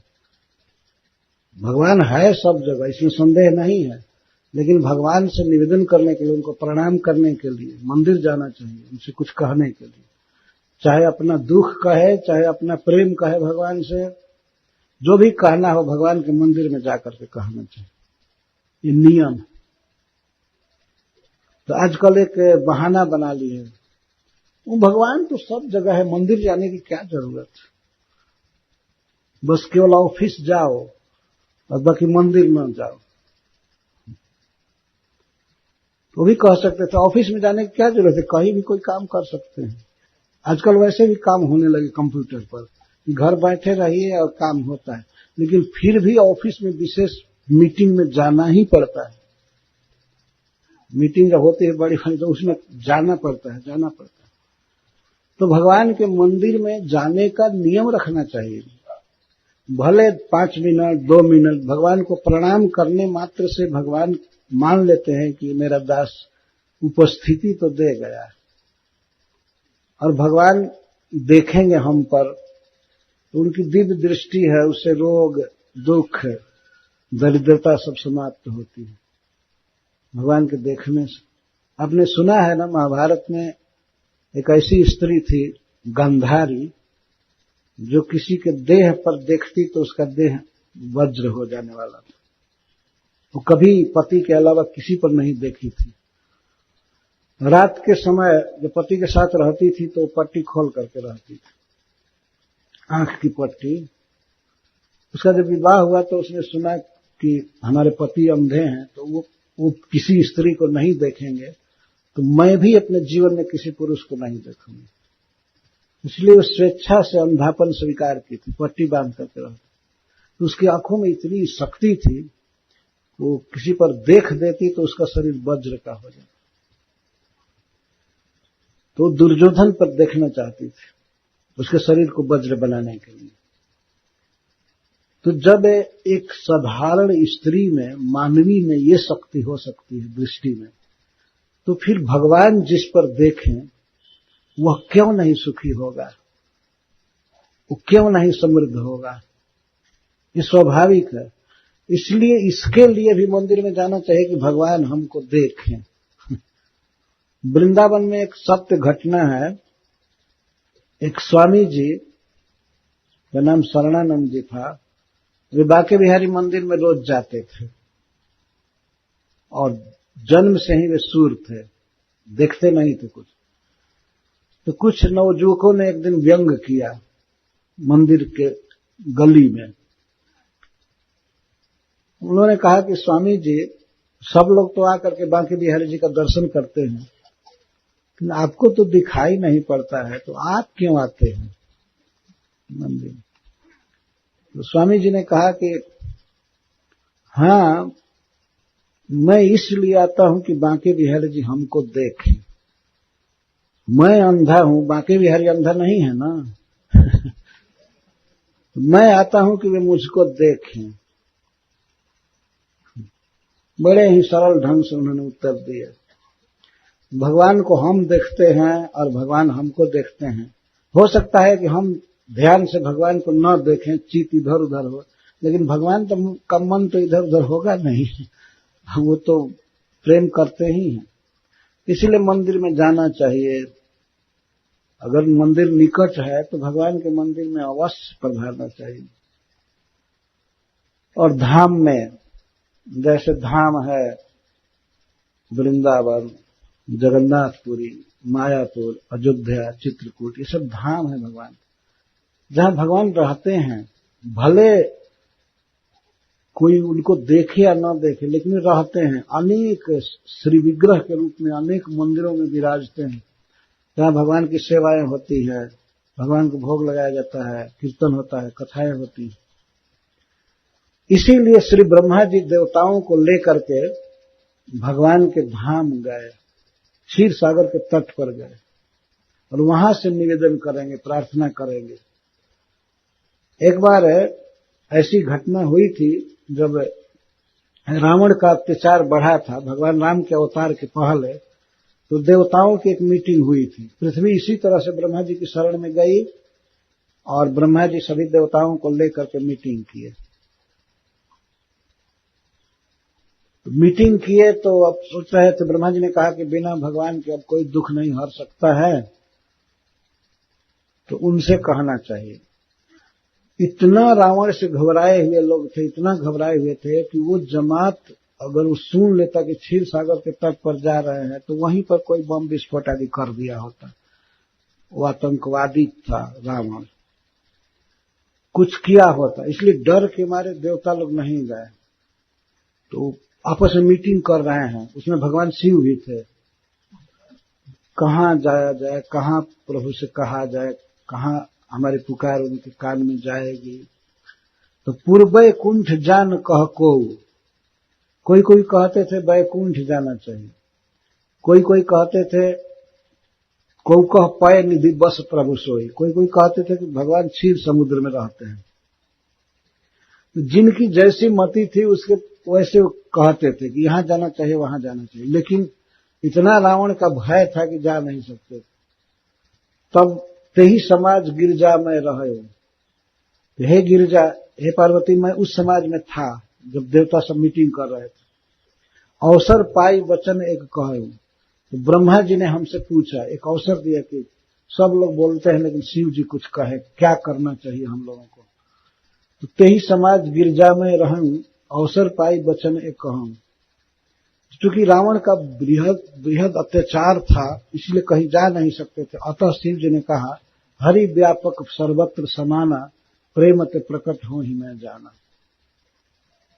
अगजग मैं सब रहित विरागे, प्रेम ते प्रभु प्रकट ही जिमि आगे। जैसे अग्नि है, लकड़ियों में है, लकड़ियों में अग्नि व्याप्त है, लेकिन कभी कभी प्रकट नहीं होता है, कभी प्रकट होता है। तो भगवान शिव उदाहरण दे रहे हैं कि जैसे काष्ठ में अग्नि है, ऐसे भगवान सब जगह हैं, पर अग्नि जब प्रकट होती है तो उसका दूसरा ही संपर्क होता है जीवों के साथ। अग्नि में काठ में अग्नि है। जैसे मान लीजिए यहां काठ का गोदाम हो और उसमें थोड़ी सी आग लगाई जाए, दिया सलाई की तीली से आग लगाई जाए, तो यह बात नहीं है कि दिया सलाई से आग उसमें घुस गया, नहीं, वहां जो आग पहले से विद्यमान है उसको केवल प्रकट किया गया। नहीं तो ये तो थोड़ी सी आग है, और लकड़ी के उस गोदाम में आग लगे तो विशाल अग्नि ज्वाला उठेगी। तो अग्नि पहले से है उसमें, उस अग्नि को प्रकट किया गया। तो इसी तरह से भगवान प्रेम से प्रकट होते हैं, पर प्रकट होते हैं उनका स्वरूप है। अगर वे नहीं प्रकट हैं तो यह मूर्खतापूर्वक नहीं कहा जाएगा कि भगवान निराकार हैं। ऐसा नहीं कहना चाहिए। ये कहना सरासर बेवकूफी होगी कि भगवान निराकार है। निराकार तुम्हारे लिए है। जिसके पास अग्नि प्रकट नहीं है उसके लिए अग्नि निराकार है। लेकिन भगवान का स्वरूप है। तो भगवान शिव ने कहा कि प्रेम करने से, भजन करने से भगवान प्रकट होते हैं। तो उन लोगों ने मिल करके भगवान का कीर्तन चालू किया, जय जय सुरनायक जन सुखदायक प्रणत पाल भगवंता। और यह प्रार्थना पूरी होते होते आकाशवाणी हुई, जनि डर पहु मुनि सिद्ध सुरेशा तुम ही लाग धरियो नरवेश। तुम डरो मत, मैं अपना मनुष्य आकार प्रकट करूंगा और हरिओं सकल भूमि गरुआई, निर्भय होऊं देव समुदाय। मैं पृथ्वी का सारा भार दूर करूंगा, आप लोग निर्भय होइए।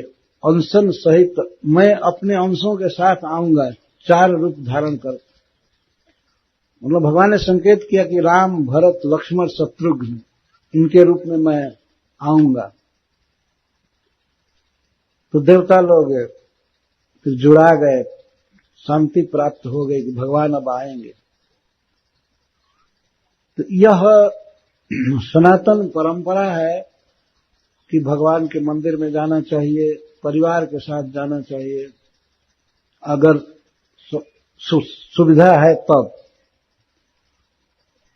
समाज के साथ जाना, सारा समाज भक्त बने, सारा समाज भगवान से प्रेम करे, भगवान सबको सुखी करे, यह भावना रहती थी। हमारी यही वैदिक प्रार्थना है वेद में, सर्वे भवन्तु सुखिनः, सर्वे सन्तु निरामयाः, सर्वे भद्राणि पश्यन्तु मां कश्चित् दुख भाग भवे। हे भगवान, सर्वे भवन्तु सुखिनः, सभी सुखी हों। कितनी शुभ प्रार्थना है, सभी सुखी हों। सभी से तात्पर्य है सारे मनुष्य, देवता, पशु, पक्षी, दैत्य आदि सब सुखी हों, सभी सुखी। सर्वे भवन्तु सुखिनः, सर्वे सन्तु निरामयाः, सभी निरोग रहे, किसी को कोई कष्ट न हो। सर्वे भद्राणि पश्यन्तु, सभी सुख का दिन देखें, सभी अच्छा देखें, बुरा दिन किसी के जीवन में न आवे। मां कश्चित् दुख भाग भवेत्, किसी को कोई दुख न हो। हे ईश्वर, हे भगवान, ये प्रार्थना।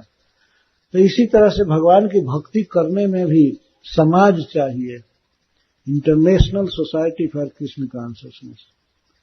हमारे गुरु महाराज ने एक समाज बनाया, अंतर्राष्ट्रीय समाज, इंटरनेशनल सोसाइटी। किसके लिए? कृष्ण कॉन्शियसनेस के, भगवान की भक्ति के लिए। इंटरनेशनल सोसाइटियां बहुत बनती हैं, लेकिन कुछ मैन्युफैक्चर करने के लिए, कुछ करने के लिए, कुछ करने के लिए, ग्रुप्स ऑफ कंपनीज पढ़े हैं ना, कई कंपनियां, कोई ये चीज बनाएगी, कोई वो चीज बनाएगी, कोई ये चीज बनाएगी। लेकिन ये इस्कॉन जो है एक अंतर्राष्ट्रीय समाज है, भगवान कृष्ण से प्रेम करने के लिए, सुविधा देने के लिए। तो प्रत्येक परिवार भी एक संघ है, गांव भी एक संघ है, नगर भी एक संघ है। तो सबको अवसर देना चाहिए। मैं उन भक्तों को धन्यवाद दे रहा हूं इस प्रसंग पर, जिन्होंने इस श्रीमद् भागवत सप्ताह का आयोजन किया है और संकीर्तन का आयोजन किया है। एक वो अवसर दे रहे हैं सबको भगवान की बात सुनने का, कीर्तन करने का। और जो लोग मंदिर बनाते हैं वो भी बड़े पुण्यात्मा हैं कि वो एक अवसर देते हैं सबको भगवान के मंदिर में प्रणाम करने का, दर्शन करने का।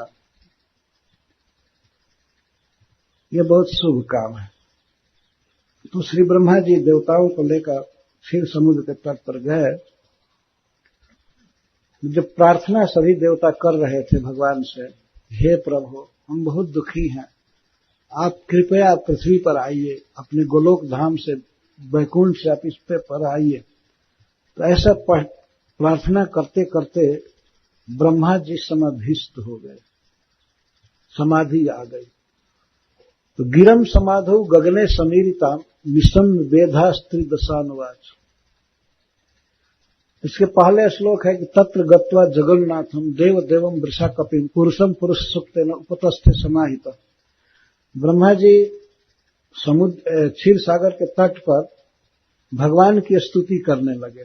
सभी देवता कर रहे हैं। किसकी स्तुति? तत्र गत्वा जगन्नाथम, जगन्नाथ की स्तुति।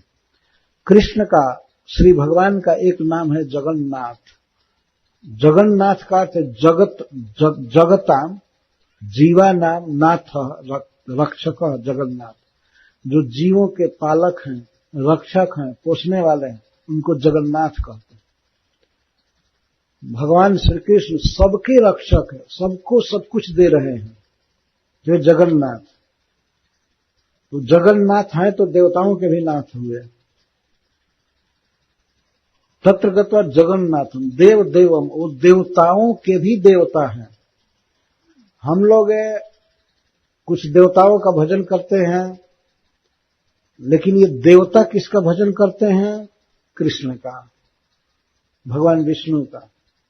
तो देव देव हैं, देवा नाम अपि देव, देव देवताओं के देवता।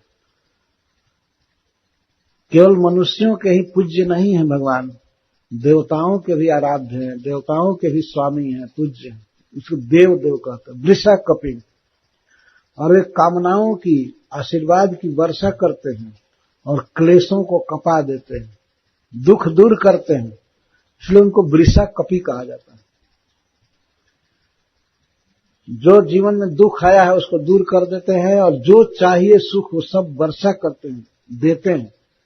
तो ऐसे प्रभु से जब प्रार्थना की गई तो गिरम समाधो गगने समीरिताम, ब्रह्मा जी को समाधि लगी और समाधि में उन्होंने आकाशवाणी सुना।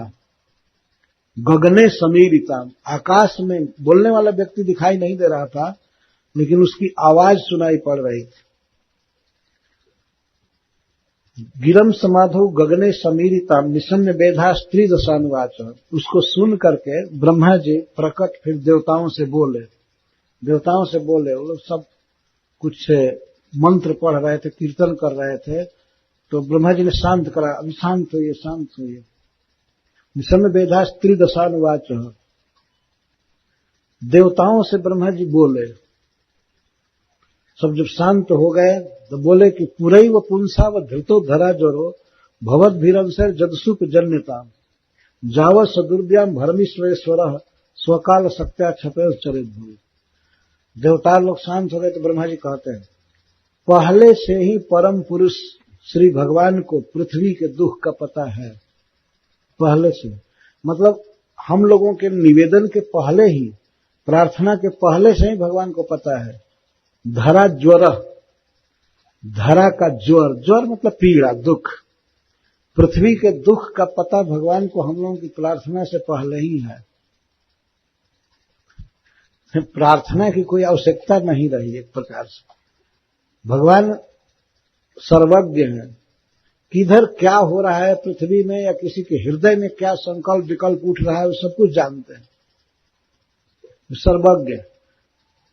यहां धरा का अर्थ दो हुआ। धरा का अर्थ है पृथ्वी, और धरा का अर्थ है द्रोण नामक वसु की पत्नी यशोदा जी। यशोदा के दुख का पता पहले से ही परम पुरुष को है, भगवान को। यशोदा चाहती थी भगवान को अपने पुत्र रूप में। इसको एक दुख था, पीड़ा थी कि हमको बेटा नहीं मिला। तो भगवान को पृथ्वी का और यशोदा के दुख का पता है। वो दुख दूर करने का पूरा प्लान कर चुके हैं। भवद भीरम से जदुसुप जन्यताम, ब्रह्मा जी ने कहा कि आप लोग जदुवंश में जन्म लीजिए। भगवान की लीला में सहयोग देने के लिए आप लोग जदुवंश में जन्म लीजिए। देवता लोग जदुवंश में सारे देवता जन्म लिए भगवान के जन्म के पहले से। ये वसुदेव जी और जो उनसे बड़े हैं भगवान से नाता में या उम्र में, ये सब देवता थे। तो ब्रह्मा जी ने कहा कि आप लोग अपने अपने अंशों से जदुवंश में जन्म लीजिए। हरीश्वरी जी यहां कहते हैं कि ब्रह्मा जी ने कहा अपने अंश से अवतार लीजिए। ये जो आपका देवता का काम है, ऑफिस का या पृथ्वी पालन पोषण जीवों का, ये तो करते रहिए, और अंश से आप जदुवंश में जन्म लीजिए। जावत सौर्व्याम भरमीश्वरेश्वर स्वकाल शक्त्या छपेम चरित भुवि, जब तक पृथ्वी पर भगवान विचरण करेंगे, भगवान श्री कृष्ण 129 वर्ष रहे पृथ्वी पर, 11 वर्ष ब्रज में, 18 वर्ष मथुरा में और 100 वर्ष द्वारका में। तो जब तक भगवान इस पृथ्वी पर विचरण करें लीला करते हुए और अपनी काल शक्ति के द्वारा पृथ्वी के भार का नाश करते हुए जब तक विहार करें, तब तक आप लोग जदुवंश में जन्म लीजिए। तो भगवान आने वाले हैं, ब्रह्मा जी ने कहा भगवान आने वाले हैं। तो देवताओं की जिज्ञासा हुई कहाँ आएंगे। वसुदेव गृहे साक्षात भगवान पुरुषः परः जनिष्यते तत्प्रियात्म संभवन्तु सुरस्त्री। इसके पहले भगवान ये बताया कि ब्रह्मा जी बता रहे हैं वासुदेव कलानंत सहस्र बदन स्वराट अग्रतो भविता देवो हरे प्रिय चिकित्सा। इस बार भगवान के जो अंश हैं जिन्हें अनंत कहा जाता है, सहस्र बदन वाले शेष, वे बड़ा भाई बन करके अवतार लेंगे इस बार। अग्रतो भविता देवो हरे प्रिय चिकित्सा। भगवान हरि का, कृष्ण का प्रिय करने के लिए भगवान के जो अंश हैं, प्राय छोटे भाई के रूप में रहते हैं, वे इस बार बड़े भाई बन करके आएंगे। बड़े भाई बन करके क्यों आएंगे? क्योंकि छोटे भाई को बहुत कुछ सहना पड़ा था। छोटे भाई बने थे श्री लक्ष्मण जी भगवान के, तो लक्ष्मण जी को बहुत बात में दबना पड़ता था। बड़ा भाई होने से भगवान राम दबा देते थे। जब कैकेयी ने वर मांगा कि राम को 14 वर्ष वन में देना चाहिए, और लक्ष्मण जी ने यह सुना कि महाराज दशरथ ने स्वीकार कर लिया, वाल्मीकि रामायण में लिखा गया है कि लक्ष्मण जी भगवान राम के पास आए और कहने लगे ये राज्य आपका है, आप पिता के ज्येष्ठ पुत्र हैं, आप राजा बनेंगे, और इसमें अगर कैकेयी बाधा देती है या महाराज दशरथ बाधा देते हैं तो आज ही मैं दशरथ को शूट करूंगा बाण से, उसको मार दूंगा। इतना तक बोले हैं। यह कामी अपनी स्त्री के बस में होकर के आपको वन में भेज रहा है, इसको जीने का अधिकार नहीं है, मैं बाण से आज ही उसको मार दूंगा, और भरत आएगा तो उसको भी मारूंगा। आपका राज्य तिलक मैं कराऊंगा, आप वन में मत जाइए। लेकिन भगवान ने समझाया कि भाई सुनो, आखिर यह पिता का वचन है ना, मां ने मांगा है तो उन्होंने हाँ किया था पहले कि 2 वर मांगो, तो उसने एक से भरत को राज्य मांगा, दूसरे से मेरा वनवास। तो यह वनवास वास्तव में कैकेयी के द्वारा दिया हुआ नहीं है, ये माना जाएगा कि मेरे पिता ने दिया है। तो अपने पिता की बात को सत्य करने के लिए मैं वन में जाऊंगा। ये लक्ष्मण जी समझा रहे थे कि नहीं नहीं, ये पिता की बात नहीं है, कैकेयी की बात। तो दशरथ जी को मारने तक पर उतारू हो गए, पर भगवान ने रोक दिया। और लक्ष्मण जी नहीं चाहते थे कि भगवान इस तरह जटा धारण करके तपस्वी बने और जमीन पर सोवें, कंदमूल खाएं, शीत उष्ण आदि सहें वन में। लक्ष्मण जी बहुत दुखी रहते थे। भगवान की वे रक्षा करते थे, सेवा करते थे, लेकिन भगवान के वनवासी जीवन के प्रति उनकी रुचि नहीं थी, बहुत दुखी थे, क्योंकि राम को राजा के रूप में देखना चाहते थे, अयोध्या के वैभव के साथ देखना चाहते थे। लेकिन भगवान श्री राम, अब जबरदस्ती ही कहा जाएगा कि लक्ष्मण को दबा दिए। लक्ष्मण जी भगवान के ऐसे प्रेमी थे कि वे थोड़ा भी राम का विरोध कोई करता था तो उस पर उनको बहुत क्रोध आता था। भरत जी अयोध्या से चित्रकूट जा रहे थे राम जी को मना करके लाने के लिए, लेकिन अयोध्या के सब लोग चल दिए उनके साथ। तो इस विशाल सेना को, सेना नहीं मतलब नागरिकों को देखा गया। तो श्रृंगवेरपुर में निषाद राज को भी शंका हुई ये भरत इतने लोगों को क्या लेकर के जा रहा है। तो उनको ऐसी शंका हुई कि राम को नीचा दिखाने के लिए वन में जा रहा है। वो सब मल्लाह मरने के लिए तैयार हो गए, गंगा ही पार नहीं करने देंगे, यहीं पर मारेंगे या मरेंगे। कुछ लोग कहे कि भरत तो बहुत बलवान है, लड़ाई होगी तो सब मारे जाएंगे। तो निषाद राज कहते हैं ये तो बहुत अच्छा होगा, समर मरण पुनि सुर सरी तीरा, राम काज क्षण भंग शरीर। शरीर तो क्षण भंगुर है ही, गंगा जी के किनारे मरेंगे और राम का काम करने के लिए मरेंगे, तो हमारा सौभाग्य है। भूल से वे लोग समझ रहे थे, ये नहीं जानते थे कि भरत जी सबसे बड़े प्रेमी हैं भगवान राम के। तो जब चित्रकूट में पहुंचे भरत, कुछ दूर थे, तो भगवान के सामने खड़े होकर के लक्ष्मण जी कहे मुझे पता चला है कि भरत आ रहा है, मैं भरत और शत्रुघ्न को दोनों को मारूंगा, यहां पर वध करूंगा।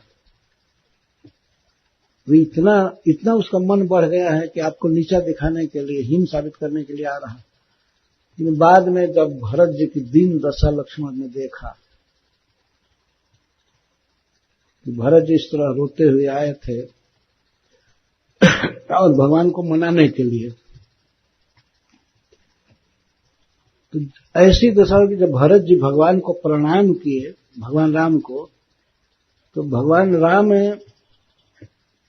के प्रति लक्ष्मण जी ने स्वयं ही कहा कि भरत प्रणाम करत रघुनाथ। भरत जी प्रणाम कर रहे हैं। लक्ष्मण जी शांत हो गए थे, जान गए कि भरत जी प्रेम में आए हैं राम को मनाने के लिए। यह प्रेम था उनका। परंतु कई बात में, जैसे सीता जी को वनवास देना था, क्योंकि राम ने कह दिया मेरा आदेश है सीता को ले जाओ वन में, लक्ष्मण जी नहीं चाहते थे लेकिन वो काम करना पड़ा। कई ऐसे काम थे जिनमें लक्ष्मण जी मना करते थे, फिर भगवान ने कहा मैं बड़ा भाई हूं, तुमको आदेश दे रहा हूं, तुम करो। तब लक्ष्मण जी ने सोचा कि मैं इस बार बड़ा भाई बनूंगा और इनकी इच्छा के अनुसार सेवा करूंगा। बलराम जी बड़े भाई हैं, तो कृष्ण को हमेशा ऑर्डर देते थे। अगर कृष्ण गोचारण के लिए वृंदावन में जाते थे तो कृष्ण कहीं किसी पेड़ पर फल के लिए चढ़ने लगते थे, खट्टा मीठा तीता उनको सूझता नहीं था कैसा फल है, तो कहते थे हम फल तोड़ेंगे। तो बलराम जी कहते थे चलो नीचे, कृष्ण को चढ़ने नहीं देते थे। नहीं चढ़ना है, माता जसोदा डांटेगी हमको कि तुमने क्यों खट्टा फल खाने दिया कृष्ण को, तो चढ़ने नहीं देते थे। जमुना में स्नान करना चाहते थे कृष्ण, तो बलराम जी हाथ पकड़कर रोक लेते थे, नहीं तुम जमुना के किनारे मत जाओ, तुम उस दिन काली हरद में कूद पड़े थे, तुम नहीं जा सकते, जमुना से दूर रखते थे। और हमेशा रक्षा करते, जैसे आंख जैसे की रक्षा पलक करती है, वैसे बलराम जी कृष्ण की रक्षा करते, सेवा करते थे। बड़ा भाई बने थे सेवा के लिए, छोटा भाई बनने पर सेवा नहीं करने दिए राम, तो बड़ा भाई बनकर सेवा कर रहे।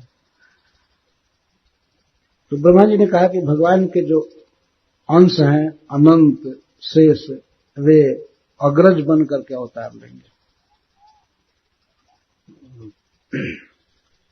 वसुदेव और वसुदेव जी के घर में, हाँ ये पहले श्लोक था, वसुदेव जी के घर में भगवान अवतार लेंगे। घर का अर्थ होता है गृहिणी, न गृहम गृहम इत्याहुर गृहिणी गृह उच्यते। वसुदेव गृह साक्षात भगवान पुरुषः परः। ब्रह्मा जी कहते हैं कि साक्षात परम पुरुष श्री भगवान वसुदेव जी के पत्नी के गर्भ से जन्म लेंगे। तो वसुदेव जी का नाम सब लोग जानते थे, सारे देवता।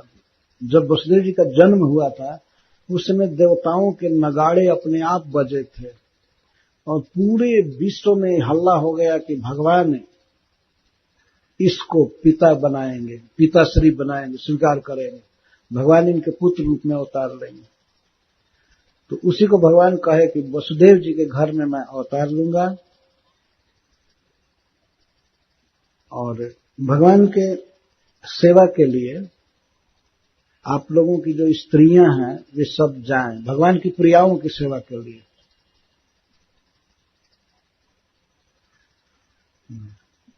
रुक्मिणी जी, राधा रानी और सत्यभामा आदि भगवान की प्रियाएं हैं, तो इनकी सेवा करने के लिए तुम लोगों की पत्नियां जाएं अंश से।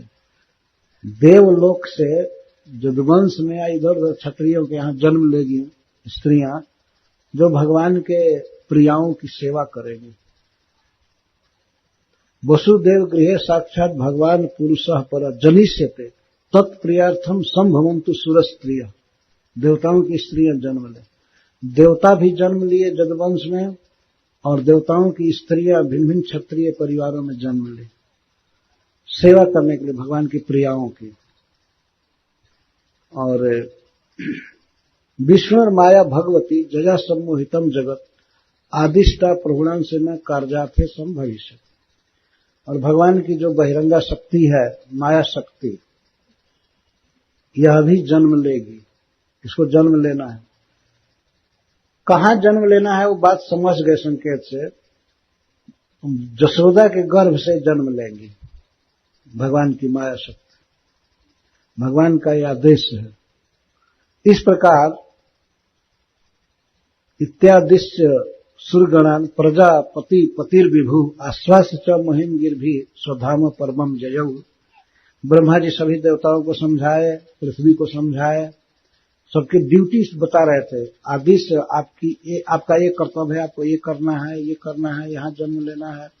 माता पृथ्वी को भी समझाए बहुत तरह से और खूब अच्छा तरह से निसंशय करके समझा करके तब स्वधाम परमम अपने घर गए, अपने धाम में गए, जो धाम इस प्राकृतिक जगत में सुप्रीम धाम है, सबसे श्रेष्ठ, वहां ब्रह्मा जी चले गए।